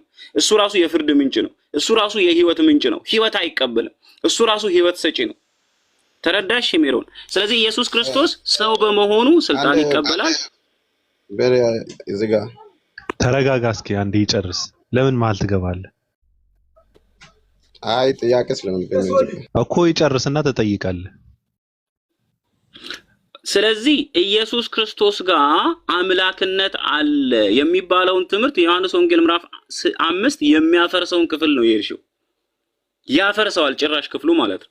ምክንያቱም የሰው ልጅ የሚል አምላክ ከሆነ ለምርድ ፍርድ ይሰጠዋል። ዮሐንስ ያውቀዋል። አምላክ የፍርድ ባለቤት ነው። ፍርድን ለነቢያት የሚሰጥ ነው። ፍርድን ለመላእክት የሚሰጥ ነው። ለምሳሌ በሰዶምና በገሞራ ላይ እንዲፈርዱ ሰዎችን እንዲያጠፉና እንዲቀጡ ምን አደረገ? መላእክትን ላከ። ማን? የፍርዱ ባለቤት አምላክ በመላእክቱ በኩል ፈረደ። ለሰዎች ለነገስታት ፍርድን ይሰጣል፣ ዕውቀትን ይሰጣል። ለነቢያት ምንን ይሰጣል? ፍርድን ይሰጣል። ለሐዋርያት ምንን ይሰጣል? ፍርድን ይሰጣል። አየሽ፣ እንዲፈርድ ማለት ነው። ኢየሱስ ክርስቶስ አምላክ ከሆነ እሱ ራሱ ፍርድን ሰጪ ነው እንጂ ፍርድ ተቀባይ አይደለም። የፍርድን ስልጣን የሚሰጣል። ኢየሱስ ክርስቶስ አምላክ ከሆነ እሱ ራሱ ህይወት ይሰጣል እንጂ ህይወትን የሚቀበል አይደለም። ስለዚህ ኢየሱስ ክርስቶስ እዚህ ጋር ምንድነው? ሰው ነው። በሁለተኛ ደረጃ ሜሮን እንዲገባሽና በደንብ እንድታስተነትንኝና መጽሐፍ ቅዱስን እንድትመረምሪ ኢየሱስ ክርስቶስ ከአዳም ጋር የሚነጻጸር ሰው ነው። ከአዳም ጋር የሚነጻጸር አምላክ የለም። የሮሜ መልእክት ምዕራፍ 5 ላይ ኢየሱስ ክርስቶስ ሰው ነው ብሎ ጳውሎስ ይነግርሻል። ሰው ነው ሲባል ኢየሱስ ክርስቶስ የሰው ባህሪ ያለው ማለት አይደለም። በማንነት ደረጃ ኢየሱስ ክርስቶስ ሰው ብቻ አይደለም። ይቅርታ ኢየሱስ ክርስቶስ እንቀጥላለን ወንድሜ፣ አንዴ ብቻ ከተቻለ ሄደህ ንገረው። ቀጥል። ሮሜ መልእክት ምዕራፍ 5 ላይ አንድ የሚያስደነግጥ ነገር ጳውሎስ ያስቀምጥልናል። ምን? ኢየሱስን ከአዳም ጋር ያነጻጽርልናል። ኢየሱስ በስጋ የመጣ አምላክ ከሆነ እንዴት ነው ከአዳም ጋር የሚነጻጸረው? ሰዎች አይነጻጸርም፣ መነጻጸርም አይገባውም። በስጋ የመጣ አምላክና የተፈጠረ ሰው እንዴት ይነጻጸራል? ስለዚህ ምክንያት ኃጢአት በአንድ ሰው ወደ ዓለም ገባ፣ በኃጢአት ነው ሞት፣ እንደዚሁ ደግሞ በኃጢአት ስላደረጉ ለሰው ሁሉ ደረሰ ይልና ሕግ እስከመጣ ድረስ ብሎ ነገር ግን ስጦታው እንደ በደሉ መጠን እንደዚያ አይደለም፣ በአንድ ሰው በደል ብዙዎች ሞተዋልና አለና ነገር ግን የእግዚአብሔር ጸጋ በአንድ ሰው በኢየሱስ ክርስቶስ አለ። አዳምንና ኢየሱስ ክርስቶስን አንዳንድ ሰው አድርጎ አነጻጸረ። ኢየሱስ አምላክነት ያለው በስጋ የመጣ ስጋ የለበሰ አምላክ ከሆነ እንዴት ነው ከአዳም ጋር የሚነጻጸረው? አይሆንማ። ኢየሱስ ሞትን ድል ለማድረግ ስልጣን አለው፣ ኃጢአትን ለማሸነፍ ለምን? አምላክ ነው። ሰው ግን አምላክ ሲረዳው ነው ኃጢአትን የሚያሸንፈው። ሰው ግን ከሞት የሚነሳ አምላክ ሲያስነሳው ነው። ኢየሱስና አዳም አይነጻጸሩም። የኢየሱስ ፈተናና የአዳም ፈተና አይነጻጸሩም። ለምን? ኢየሱስ አምላክ ነው። ገባሽ? ስለዚህ ኢየሱስ ክርስቶስ ከአዳም ጋር ይነጻጸራል። ይሄ በጣም አስቸጋሪ ነገር። አምላክና ሰውን እንዴት ታነጻጽራለሽ? ኢየሱስ በስጋ የመጣ አምላክ ከሆነ።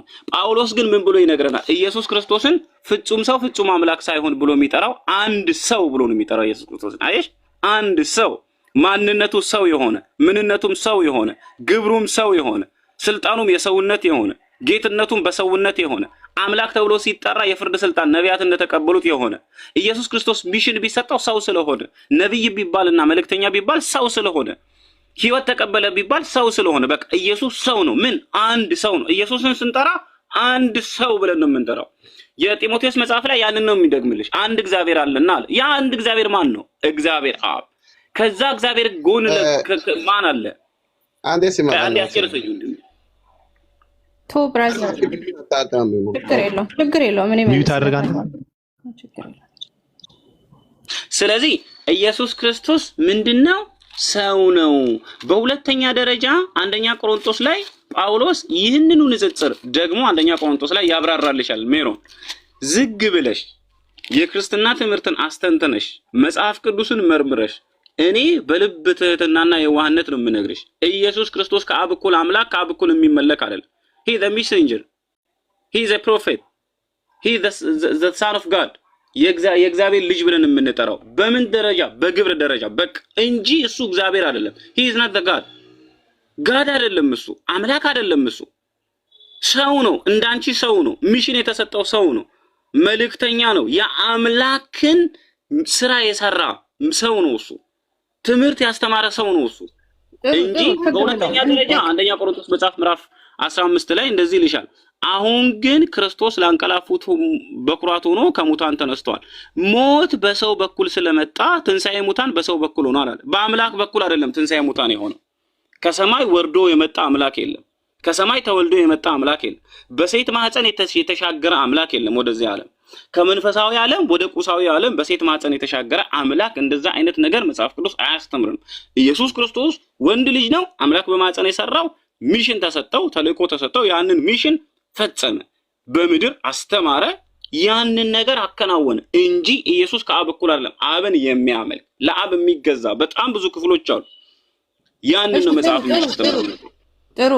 አሁን ጥያቄና መልስ አንዴ እናድርገው እንዳልከው ሌሎችም እንትን እያሉ ስለሆነ ግልጽ ሆነን ትመልስልኛለህ። ዳይሬክት አንሰሮችን ማለት ነው። ትችላለህ።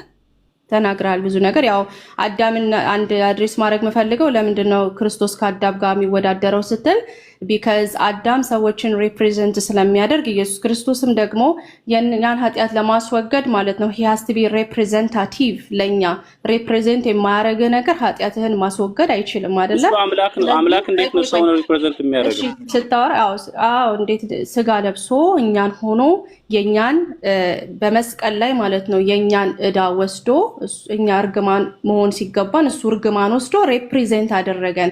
አምላክ ነው እርግማን የሆነው?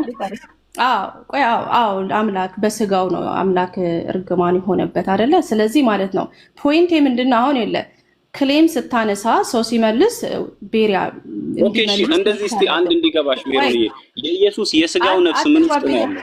ቆይ ኢትስ ኦኬ። አሁን ብዙ ቦታ ላይ የሄድክ ነው አይኖ ግራ ተጋብተሃል። ግን ማለት ነው በቃ ወደ ጥያቄ ልሄድ። ያው ከሪፕሬዘንታቲቭ በሌላ ነገር ለራስሽ እንድትይው የስጋ ሁሉ ነፍስ በደም ውስጥ ነው ይላል መጽሐፍ። የኢየሱስ የሰውነቱ ነፍስ ወይንም ህይወት የት ነው ያለው? እሱን ለራስሽ ያዡ። ለሌላ ጊዜ ጠይቄ አስተንትኝ ከጠይቅኝሽ አምላክ እርግማን ነው ይሄ ከባድ ነው። ሜሮን ዝጋ እንደ ይቀርታ አሁን እሱ ሐዋርያው ጳውሎስ አምላክ አላለም ብሎ እስኪ አንዴ ይቅርታ እስኪ አንዴ እንትን አታድርጉ። አንዴ አለው እኮ ከፈለኩ አባረዋለሁ። ምናልባት አንድ ሰው ከዳነ ብዬ ነው ዝም ያልኩት። እስኪ ቀጥል ሶሌ ቀጥል እስኪ። እሺ ሐዋርያው ጳውሎስ ይቅርታ ሜሮን አንዴ ኦኬ ክርስቲያን ነው አይደል? ችግር የለም። ኦኬ ሐዋርያው ጳውሎስ ሰው ብቻ ነው ያለው አምላክ አላለም ብሎ ስለተናገረው እኔ ሐዋርያው ጳውሎስ አምላክ ያለበትን ማስረጃዎችን አሁን ይሰጣሉ ለሱ ማለት ነው። ኦሮሜ ኦኬ ወዳችን እንዳንወጣ አንድ ጊዜ እኔ ባለሁበት መጨረሻ ላይ ትሰጣለህ። ቶሌ መጨረሻ ላይ ትሰጣለህ። ችግር የለውም። ሰምተሃል ቶሌ? ትሰጣለህ። ይጨርሱ። ከክሮነ ለኔ ጸልይልኝ። ችግር የለውም። ውረድ አንተ ችግር አለብህ። ውረድ ወንድም፣ እናመሰግናለን። ውረድ ቀጥይ። እሺ እኔና ቤሪያ እናሳጥረዋለን። ሌሎቻችሁም እንትን እንዳትሉ እሺ። ቤሪያ ዳይሬክት ጥያቄንም ጠይቀ ዳይሬክት መልስ ነው የምፈልገው። እሺ የትኛውን ጥያቄ ልጠይቀ? እሺ በኢሳይያስ 44:6 መሰረት እኔ መጀመሪያ ነኝ እኔ መጨረሻ ነኝ ይላል ያህዌ አይደል? እና ራእይ ላይ ደግሞ ኢየሱስ ክርስቶስ በራእይ 1:17 እስከ 18 እና ያው 22 ምዕራፍ 22:13 ላይ ኢየሱስ ራሱ እንዲሁ ይጠራል ማለት ነው ራሱን። ስለዚህ ጥያቄ ይሄ መጠሪያ ለአምላክ ብቻ ነው ወይስ ለፍጥሩ? ኦኬ የኢየሱስ ክርስቶስ መጠሪያ አይደለም፣ የአምላክነት ማንነት አይደለም። የኢየሱስ ክርስቶስ ሞትና ትንሣኤን የሚያሳይ ነው ማለት ራእይ 1:17 ማስረጃ ቀጥታ እኔ መጀመሪያ መጨረሻ ነኝ ያለው። ስለዚህ ማለት ነው ማስረጃ ፈልጋለሁ። ክሊርሊ ያህዌ ኦር ደግሞ ፈጣሪ እኔ መጀመሪያ ነኝ እኔ መጨረሻ ነኝ ብሏል። ኢየሱስም ዳይሬክትሊ ያንን ነገር ነው እየተናገረ ያለው። እሺ አንድ ነገር ላሳይሽ። በመጀመሪያ ደረጃ ቀጥታ ማስረጃ ነው የምሰጥሽ። ራዕይ ዮሐንስ ምዕራፍ 1:17 ላይ ባየቱ ጊዜ እንደሞተ ሰው ሆኜ ከእግሩ በታች ወደቅሁ፣ ቀኝ እጁንም ጫነብኝ፣ እንዲህም አለኝ አትፍራ፣ ፊተኛውና መጨረሻው ሕያውም እኔ ነኝ። ሞቼ ነበርኩ አለ። የሚሞት አምላክ የለም። አምላክ እንዴት ሞቼ ነበርኩ ይላል? አሁን በሰማይ ስትሄጂ ኢየሱስ ክርስቶስ ሞቼ ነበርኩ ይልሻል? ስለ ክርስቶስ አሁን አላወራም። ቀጥታ መመልሰው መጀመሪያም ነኝ ያለውን ነው መመልሰው እንድትመልስ መፈልገው። ክርስቶሎጂ ለሰንገባ አይደለም። ስለ አካሉ ማውራት እንችላለን፣ ስለ መለኮቱ ማውራት እንችላለን። ክርስቶሎጂ ስለ አርገም ያለ ይሄን ማስረጃ ላስቀምጥልሽ ነው። ከዘላለም እስከ ዘላለም ድረስ ሕያው ነኝ፣ የሞትና የሲኦል መክፈቻ አለኝ ብሎ መጨረሻውና ፊተኛው ይላል።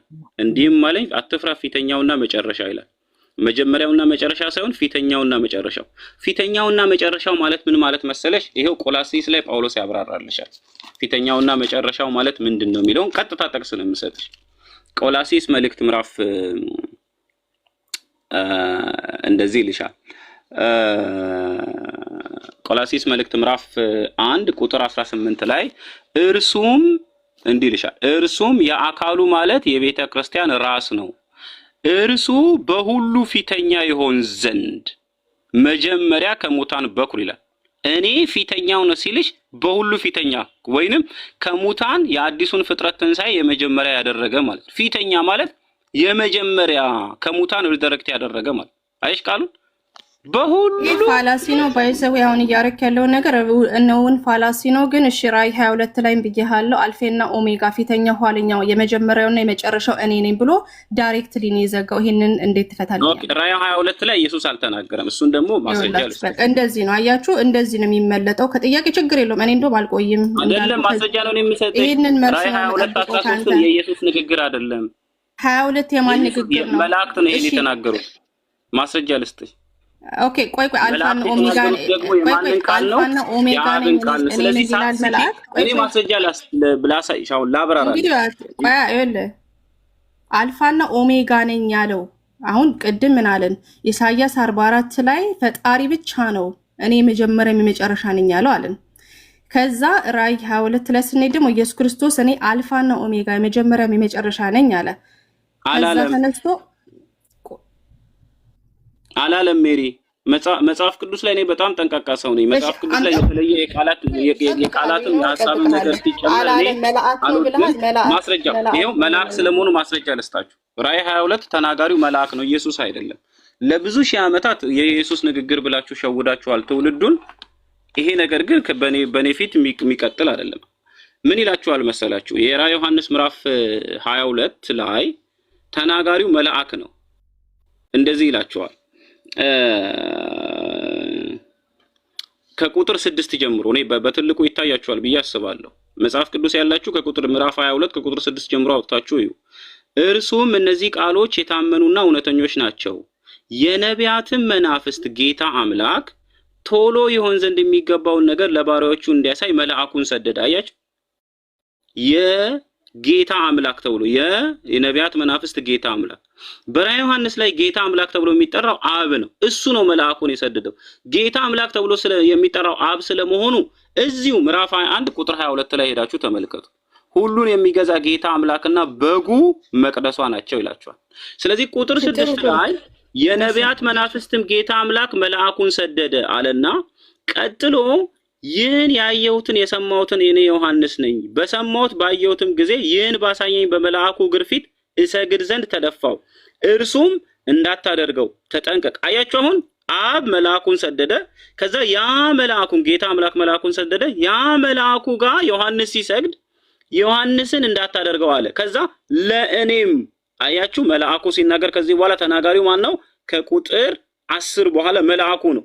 ለእኔም ዘመኑ ቀርቧል፣ የዚህን መጽሐፍ ትንቢት ቃል በማህተም አትዝጋው። አመፀኛ ወደፊት ያምጽ፣ ርኩሰትም ወደፊት ይርከስ፣ ጻድቁም ወደፊት ጻድቅን ያድርግ፣ ቅዱስም ወደፊት ይርከስ አለ። እነሆ በቶሎ እመጣለሁ። ማን? ያ መልአኩ የላከው አምላክ። ወይንም ለምሳሌ ለሙሴ በመልአክ እጅ ነው ንግግር የላከው። ስለዚህ መልአኩ ማንን ሪፕሬዘንት አድርጎ ያወራል? ጌታ አምላክን የላከውን አብን። ለኢየሱስ ፍርድና መጽሐፍን የሰጠው ጌትነትን የሰጠው ሪፕሬዘንት አድርጎ ያወራል እንጂ የዮሐንስ 22 ላይ ኢየሱስ ተናገረ የሚባል ነገር የለም። ስለ መድኃኒዓለም ሜሮ የመጽሐፉን አውድና ንባብ አስቶ መተርጎም። ሚዩት አድርጋ አንተም ስማኝ። በቃ ሚዩት አድርጋ አንተም ስማኝ። እንግዲህ አንዴ ልጨርስልሽ። በሁለተኛ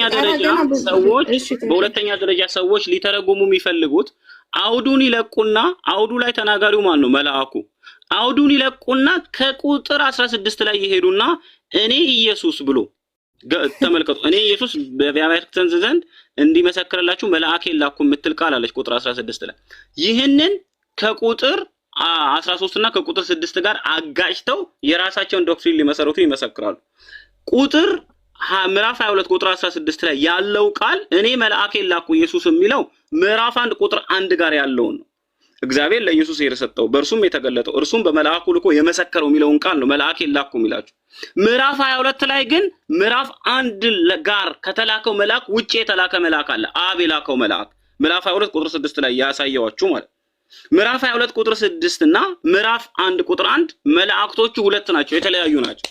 ኢየሱስ ምዕራፍ 22 ቁጥር 16 ላይ መልአኬ ላኩ የሚለው ራእዩን ከአብ ተቀብሎ የተገለጠውን ራእይ ነው። ምዕራፍ የዮሐንስ ራእይ ላይ ግን ብዙ መልአክ ከሰማይ እየተላኩ ይመጣሉ። አንደኛው የተላከው ከሰማይ የተላከው መልአክ በራእዩ ውስጥ ራእዩን በሚገልጠው መልአክ ውስጥ የተላከው ሌላ መልአክ የአብ መልአክ ነው። ስለዚህ ይሄንን በትክክል ማወቅ ያስፈልጋል። ለጥያቄዎች አትሊስት 30 ሰከንድ ብል ጥሩ ነበረ። ቢካዝ 10 ደቂቃ ሆነብኝ አንድ መልስ ላይ ማለት ነው። ጥሩ ችግር የለውም። ክሊርሊ ቆይ ላንብበው። ቁጥር 16 ላይ ማለት ነው እያያችሁ ነው። ሄዶ ምን ይላል? ቁጥር 16 አልፋና ኦሜጋ እኔ ነኝ የመጀመሪያ የመጨረሻው እኔ ነኝ አለ 13 ላይ። ከዛ ወደ ሕይወት ዛፍ የምድረስ መብት እንዲኖራቸው እያለ ቀጠለና ተናጋሪው ስለ ኢየሱስ ነው። ቁጥር 16 ላይ ተናጋሪው ራሱን ይገልጻል ማለት ነው፣ መልአኩ አይደለም። እኔ ኢየሱስ አብያተ ክርስቲያንን በመመልከት ይህን ምስክሮች እንዲሆንላችሁ መልአኬን ላኩኝ፣ የዳዊት ስርና ዘር ነኝ፣ የሚያበራም የንጋት ኮከብ ነኝ እያለ ክሊርሊ ራሱን አይዴንቲፋይ ሲያደርግ የምናየው ኢየሱስ ነው እንጂ መልአኩ አይደለም። ስለዚህ ጥያቄ ላንተ ምንድነው ራእይ 22 ከ12 እስከ 16 ተናጋሪው መልአክ ነው ካልክ ማለት ነው። ቁጥር 16 ላይ ያለው እኔ ኢየሱስ መልአኬን ላኩ የሚለው እንዴት ታብራራልኛለህ? ተቀየረ ነገር አልሰማሽኝ መሰለሽ። በራእይ ዮሐንስ ላይ ከራእይ ዮሐንስ ምዕራፍ 1 ጀምሮ ስታነቢ አንድ ቁጥር አለ። ምዕራፍ 22 ቁጥር 16 ላይ ኢየሱስ በጣም ኤክስቴንድ ሊሆንብኝ ነው። ዳይሬክትሊ 16 ላይ የሚናገረው ቁጥር 16 የሚናገረው ምዕራፍ 1 ቁጥር 1 ላይ የላከውን መልአክ ነው የሚነግርሽ። አይ በቃ ይሄ እንግዲህ እንዲህ አይነት ለጥቅሱ ታማኝ መሆን ካልቻልክ ቡቦን አደርጋለሁ። እንግዲህ ክሊር ያያችሁ ቁጥር 16 ላይ ኢየሱስ ነኝ እኔ ቆይ ጌታ አምላክ የነቢያት መናፍስት ጌታ አምላክ ተብሎ የሚጠራው ራእይ ዮሐንስ ላይ ማን ነው? እሺ ቆይ አንዴ እኔ ኦነስት ሆነ ካላወራ ቢቀርብኝ ይሻላል። ለምን አንድ ነገር ማይሆን ነገር ሲሆን ዝም ብሎ ያን ነገር መጭመቅ የለብህም። አንድ ፖይንቴ ምንድነው እዚህ ጋር ልናገር የፈለኩት ክሊርሊ እኔ አልፋና ኦሜጋ ነኝ ካለ በኋላ ኢየሱስ ነኝ ብሎ ራሱን አይዴንቲፋይ ያደረገ መልአክ ነው ትለኛለህ። በኢሳይያስ 44 መሰረት ምን አግሪ ያድርገን መጣን? አልፋና ኦሜጋ እግዚአብሔር ብቻ ነው ብለን ካልን በኋላ አይ መልአኩ ነው ካልከኝ ማለት ነው ከመጽሐፍ ቅዱስ ጋር ትጋጫለህ። ለምን እዚሁ መጽሐፍ ላይ መልአኩ ለኔ እንዳትሰግድ እንዳታደርገው እያለ ምንም አይነት ስግደትን ኦር ደግሞ አክብሮትን ሲከላከል ስለምናይ ማለት ነው። ስለዚህ ሙቭ ኦን እናርግ ማለት ነው። አያችሁ እንዲህ አይነት ቆይ ሜሪ፣ አሁን አንዳንድ ጥያቄ ደግሞ እኔ ልጠይቅሽ። ኢየሱስና አብ ቆይ አልጨረስኩም። ሶስት ኮር የሆኑ ጥያቄዎች አሉኝ። ይሄኛውን ያው ኦብቪየስሊ ፌል ነው ያደረከው፣ ምክንያቱም ማንም እንዳንተ ብሎ የሚፈታኝ ሰከንድ ደግሞ ቁጥር 16 እኔ ኢየሱስ ነኝ እኔ ኢየሱስ ነኝ ብሎ ክሊርሊ እያስረዳ ሄደ ቆሮንጦስ ላይ የምትመልስ ከሆነ ችግር ነው። አትሊስት ቅድም ራእይ እንዳብራራው ለምን ያመልከዋል ወይንስ አያመልከውም? ያመልከዋል ነው ሚውት አድርገህ ከሰማይ መልስልሃለሁ። እሺ መልሱ በግልጽ እንዲሆን ያመልከዋል ወይንስ አያመልከውም ከሆነ አዎ ያመልከዋል ወይንስ አይደለም አያመልከውም ብለሽ አስቀምጥሽ አፌ ላይ ለምን ትቆማለህ ነው። ላይክ አንድ ነገር እኔ እንደ አይነት ዲስከሽን አልወድም። በቃ እኔ ባቢሎን ተቀበል። ምክንያቱም እሺ ብዬ ልመልስ ቀጥይ አንድ ጥያቄ ቅድም ጠይቄ 10 ደቂቃ ነው የሰማው ሚውት አድርጌ ማለት ነው። ቢካዝ እንደፈለግህ አድርገህ እንድታስረዳ ስለመፈለግ ቅድም ስንት ጥቅሱስ ነው የገባኸው? አንድ ጥቅስ አምጥቼልህ ግን ሚውት አድርጌ ሰምቻለሁ። እንዲህ አይነት ዲስከሽን ማትችሉ ከሆነ ወይ ደግሞ አታድርጉ። ጥያቄ ጠይቀህ አዎ ገና ሳል ከአፌ ላይ ነው የምትቆመው። እንዴት ብዬ ልመልስልህ? ስለዚህ ወደ መልስ ሚውት አድርጌያለሁ። ቀጥይ ለምሳሌ አንተ ላይ ተናድጄ ሳይሆን እንዲህ ነገሮች ስለሚፈጠሩ ነው በብዛትና ፈርስትሬት ያደርጋል። ስለዚህ መልሱ ምንድነው? ባመጣው በራእይ 3:12 መሰረት አሁን ነገር ግን በሚናና በስራ ነው ኦር ደግሞ ሮል በምንለው እንጂ በተፈጥሮ ኔቸር አይደለም ማለት ነው። ኦኬ ምን ለማለት ፈልጌ ነው? ኢየሱስ ከትንሣኤ በኋላ እውነተኛ ሆኖ ሰው ሆኖ ቆይቷል አይደል? ማለት ሲያርግ ማለት ነው። ሰው ከነስጋው ነው ያረገው፣ ከነ ግሎሪፋይድ በሆነው ሰውነቱን ያረገው። እንደ መካከለኛ እንደ ከፍተኛ ካህን ሚና አብን ከአብ ጋር ምንድነው ከአብ ጋር ምንድነው መካከላችን ሚዲయేተራችን ሆኖ ያገለግላል ይላል መጽሐፍ ቅዱስ አይደለ? ስለዚህ ይሄ ደግሞ ሰውነቱን ያመለክታል። ይሄ አምላክነቱን አይደለም። ስለዚህ በሮል ነው እሺ ለአምላኩ የሚገዛው። ምን ማለት ነው? ራእይ 13 ላይ ቤተ መቅደስ የአምላኬ ቤተ መቅደስ እያለ ይናገራል። ይሄ የሚናገረው ቃል በራእይ መሰረት ስለ ሚና ነው። ኦኬ ኢየሱስ እንደ ሰው መሲህ ኦኬ አምላኬ ማለት ይችላል ማለት ነው። ኦኬ ሆፕፉሊ የምናገረው ነገር እየገባ ነው። እንዲሁም እኛን ወደ አብ የሚያመጣ መካከለኛ ሆኖ ይናገራል። በምን? በዚህ ጥቅስ መሰረት ማለት ነው። ስለዚህ ጥያቄው ምንድነው? አሁን ቤሪያም እና ሌሎችም ይሄ ጥያቄ የሚያመጡት ለምንድነው? ታዲያ አምላክ ሆኖ እንዲህ ለአምላክ ከተገዛ በቃ ሰው መሆን አለበት ለማለት ነው የሚያመጡት። ይሄ እኩልነቱን ያፈርሰዋል? አይደለም።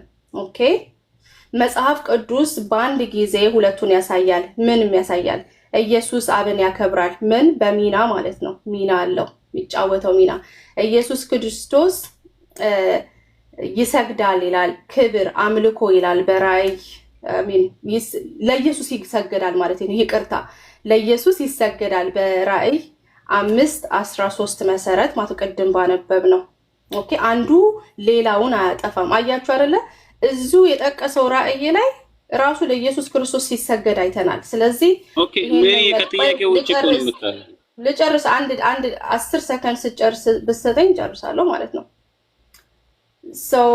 ኢየሱስ አምላኬ ሲል እዚህ ጋር ማለት ነው ይሄ በተፈጥሮ ነው ወይስ ደግሞ በሚና ነው ስንል ክሊርሊ በሚና እንደሆነ ማየት እንችላለን። ምክንያቱም ራእይ 5:13 እስከ 14 ላይ ይሄን ስለሚያረጋግጥልን አምላክ ሆኖ ነው የተሰገደለት ማለት ነው።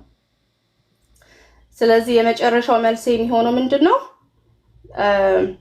አሁን አብን ያከብራል የሚለው ነገር በሚና ነው፣ በተፈጥሮ ከአብ ጋር እኩል ነው።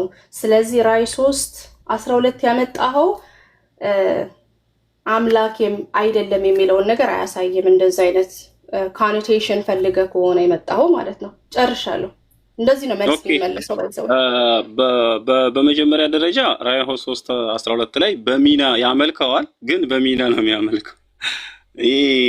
የሆነ ቅዱስ አባት የሚሉት አለ እነሱ ማን ሚናስ የሚሉት አባ ሚናስ ምናምን ሚና ታውቃለህ? ግን ቆይ ከቅድም ጀምሮ ሚና እላለሁኝ ሮል እላለሁ። ግን ሚና ገብቶሃል ወይስ አልገባህም? በመጽሐፍ ቅዱስ መሰረት ያው በሌላ ልታውቅ ትችላለህ። ምንድን ነው? እኔ አልገባኝም። ሚና ማለት ምን ማለት ነው? አብ ወልድ መንፈስ ቅዱስ እኩል ናቸው በኔቸር ማለት በምንነታቸው ሶስቱም አምላክ እንደሆኑ እናውቃለን ማለት ነው። ሮል ስንል ግን አንዱ ይልካል፣ አንዱ ይላካል፣ አንዱ ምንድን ነው አጽናኝ ነው። ይሄ እንግዲህ ሮል ነው። ኦኬ አንዱ አንዱን አላደረገም ብለህ ማሳነስ የማትችለው ነገር ማለት ነው። ለምሳሌ አብ ወልድን ስለላከው ሚና ሲባል ስራ ማለት ነው። ስራ ማለት ሚና ማለት ምንድነው? ኢየሱስ ክርስቶስ የማዳንን ስራ የሰራው ማን ነው የምትለው? እኔ ባጭሩ አባ ሚናስ የሚባል ሰውዬ አለና በተደጋጋሚ እሱ ነው። አሁን ሚና ስትይ እዚያ ሰውዬ ነው ድሮ ኦሪየንታል ኦርቶዶክስ አባ ሚናስ ነው ምናምን የሚሉት ሰው አለ። የምሬን ነው የምልሽ። ነገር ግን አሁን ሚናስ ምናምን የሚባል ነገር የለም። የራእይ ምዕራፍ 3:12 ላይ ያመልከዋል በቃ ማለት ሚና ማለት ስራ ማለት ነው። ባይዘው በጣም የምን ስራ ነው? አሁን እሺ ስራ ካልሽኝ በስጋ ውስጥ መለኮት በስጋ ውስጥ መለኮትን ያመልካል እያልሽ ነው ወይንስ ሮል ታውቃለህ? ስራ ሚናም ካልገባ ሮል ታውቃለህ? ቤሪ ኃላፊነት ነው፣ ስራ አይደለም። ይለያያል። ራሱ አስተካክዩ ማለት እኔ ለማስረዳት የሞከልኩት አሁን የሚስትነት ስራ አለ፣ የባል ሚና አለ። የምትጫወተው ሚና ማለት ስንል ምንድነው? ሮልህ ለማለት ነው። ቤሲክሊ ወልድ ሚናው ማምለክ ነው እያልሽ ያለሽ። ይላችሁ እንግዲህ እሱን ምንድነው ሜሪ? አሁን እኮ እኔ እኮ በጣም የሚገርመኝ ነገር የሆነ ግልጽ የሆነ እምነት ለመረዳት ስሞክር ትልፍልፍት ያለሽ የኢየሱስ ክርስቶስ ሚና መካከለኛ ነው አላልኩህም? ሚናው ምንድነው? ለምሳሌ ኢየሱስ ክርስቶስ የዘላለም ካህን ተብሏል። ይሄ የኢየሱስ ክርስቶስ ሚናው ነው አይደል እንዴ? ምንድነው? በሰውና በእግዚአብሔር መሃል ሆኖ ሰዎችን አስታርቋል። ኦኬ፣ ይሄን ሚና የተጫወተው ወልድ ነው ብለን ነው የምናምነው። ኦኬ አሁን ስለዚህ ኢየሱስ የሚጫወተው ሚና ማምለክ ነው። አሁን በዚህ ሰዓት ጨርሻለሁ። አሁን ኢየሱስ ያመልካል። አዎ በሚና ነው። አሁን ሚናው ማምለክ ነው። አሁን ኢየሱስ በሰማይ ሚናው አገልግሎቱ ማምለክ ነው። ስለዚህ አብን ምን ይለዋል? አምላኬ እያለ ያመልከዋል። ቆይ ምን አልኩ ቅድም? ክሊርሊ ራእይ 5:13 ደግሞ ክብርና አምልኮ ተገብቶ ሲሰገድለት ሁለት ነገር አየን። ኦኬ አብን ሲያከብር የኢየሱስ ሚናው ለአብን ማምለክ ነው። የመላእክት ሚና ላቅናልሽ፣ መንገዱን ላቅናልሽ በደንብ የምታወሪው ነገር ለሰዎች እንዲገባ። ኢየሱስ ሚና አለው። ሚናው አብን ማምለክ ነው በሰማይ። መላእክት ሚና አላቸው። መላእክት ሚናቸው ኢየሱስን ማምለክ ነው። እንዲህ ነው እያልሽ ያለሽው? የኢየሱስ ሚና አብን ማምለክ ሲሆን የመላእክት ሚና ደግሞ ኢየሱስን ማምለክ ነው። ይሄ ነው ባጭሩ ማለት የፈለግሽው?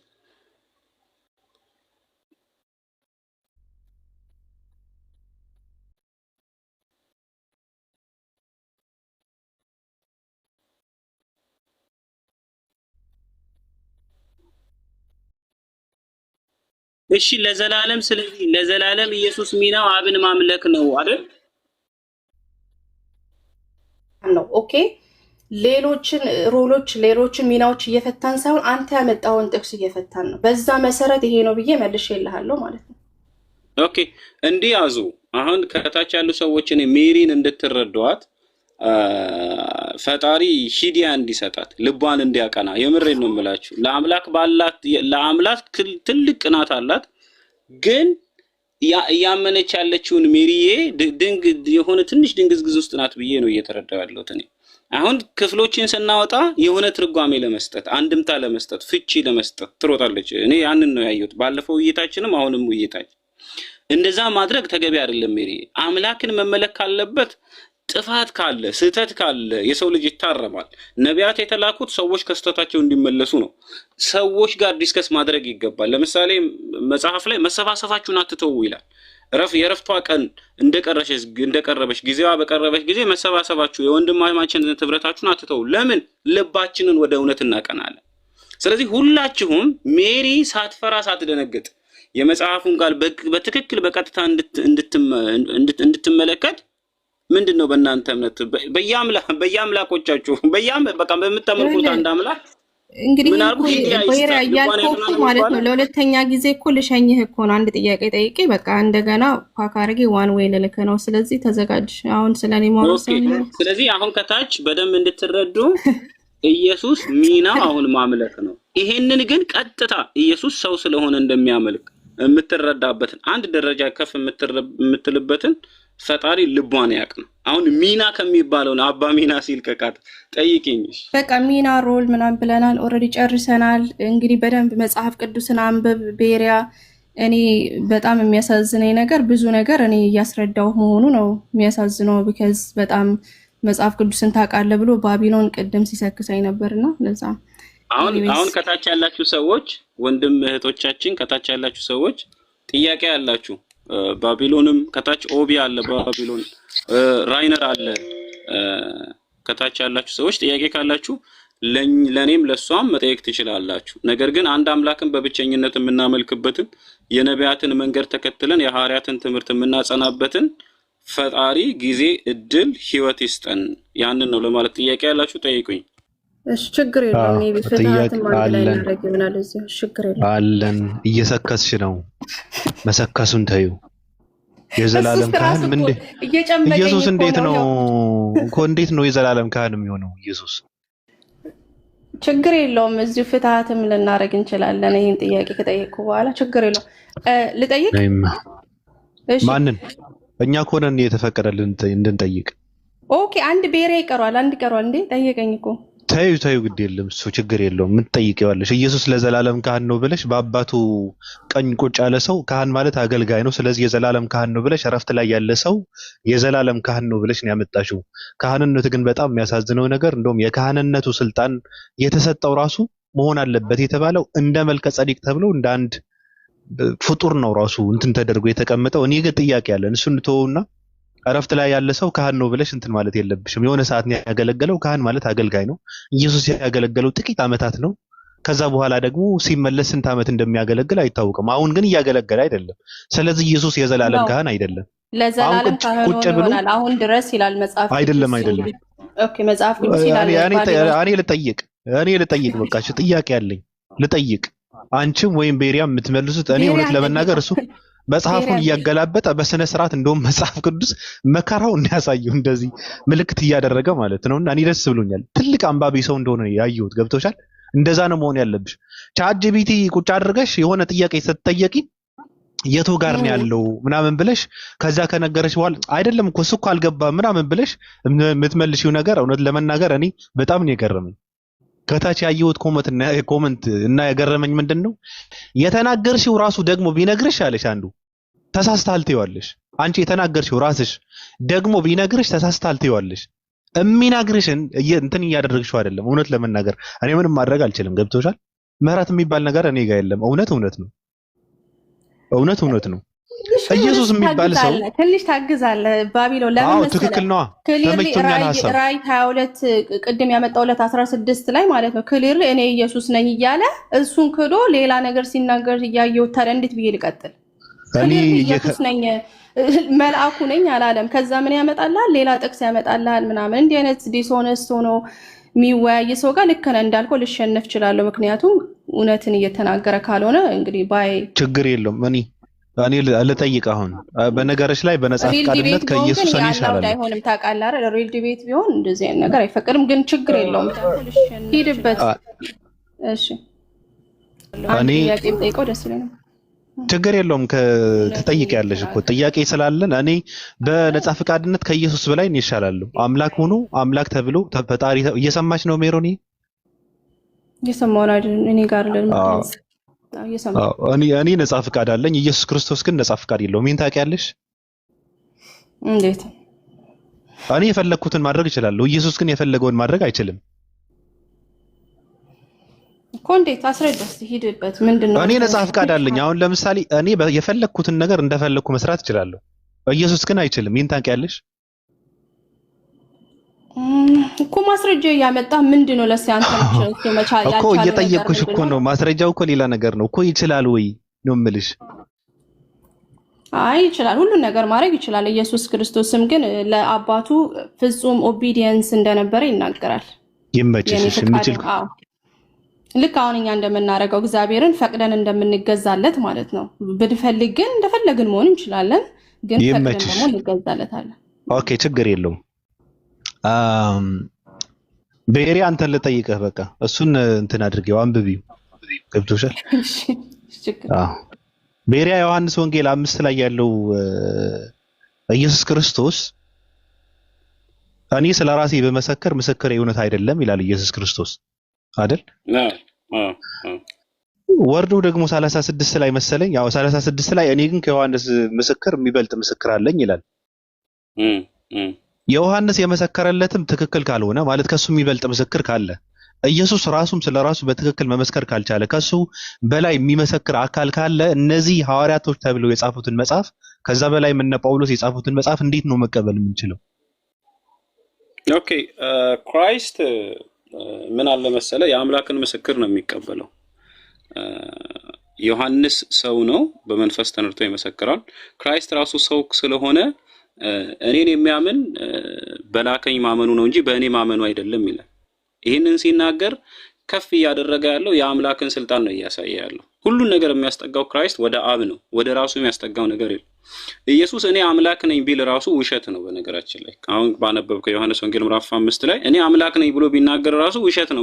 ምክንያቱም ስለራሱ ሊመሰክር አይደለም የመጣው፣ ስለራሱ ሊናገር አይደለም የመጣው። አንዳንድ ሰዎች ኢየሱስ አምላክ ነኝ ብሏል ብለው እኔ ጌታና መምህር ከሆንኩኝ እንደዚህ ብሎ የሚለው ነገር ያነሳሉ።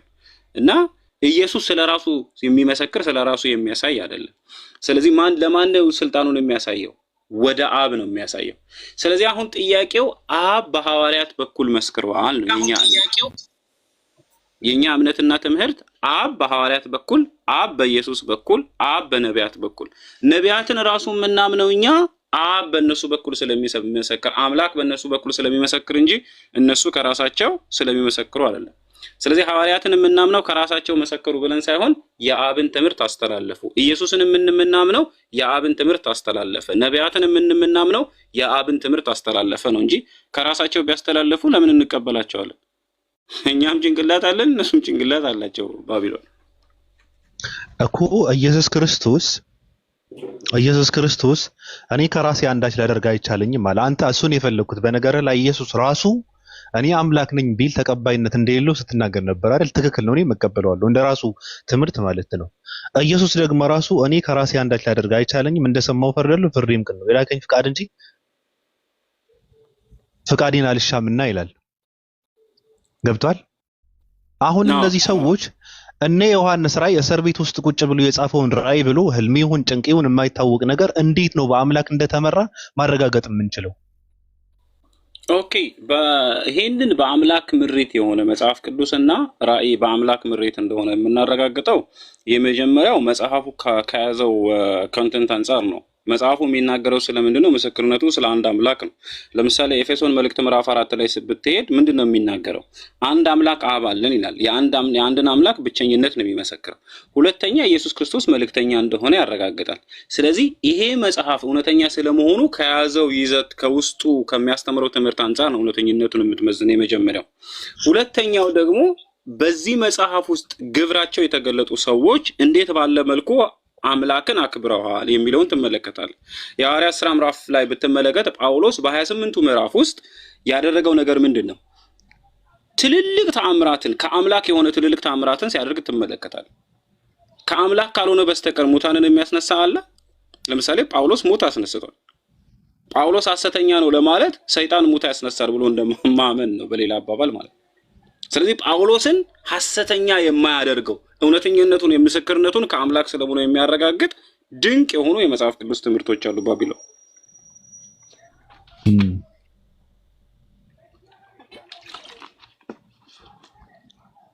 ኦኬ፣ ስለዚህ በጳውሎስን ማምነው የጳውሎስን ትምህርት ማምነው በእጁ የተደረጉ ድንቅና ልዩ ልዩ ከአምላክና አምላክ ብቻ ሊያደርጋቸው የሚችለው ጳውሎስ አይደለም ያደረገው። በነገራችን ላይ በአምላክ እጅ ሙትን የቀሰቀሰው በአምላክ እጅ ለምሳሌ የፉኝት ነክሳው ጳውሎስ አራግፎ ሄደ። ሰይጣን እንደዛ ሊያደርግ አይችልም። እንደዛ ካደረገ ሰይጣን ራሱ ሁለተኛ አምላክ ሊሆን ነው ማለት ነው። ሰይጣን ሙት ካስነሳ ህይወት ከሰጠ ለሙታን ህይወት ከሰጠ ሰይጣን ሁለተኛ አምላክ ሊሆን ትንሣኤ ሊያደርግና ሙታንን ሊቀሰቅስ የሚችለው ብቸኛው አምላክ ብቻ ነው። ስለዚህ የጳውሎስን ትምህርት የምናምነው አምላክ በሱ በኩል መስክሯል ነው።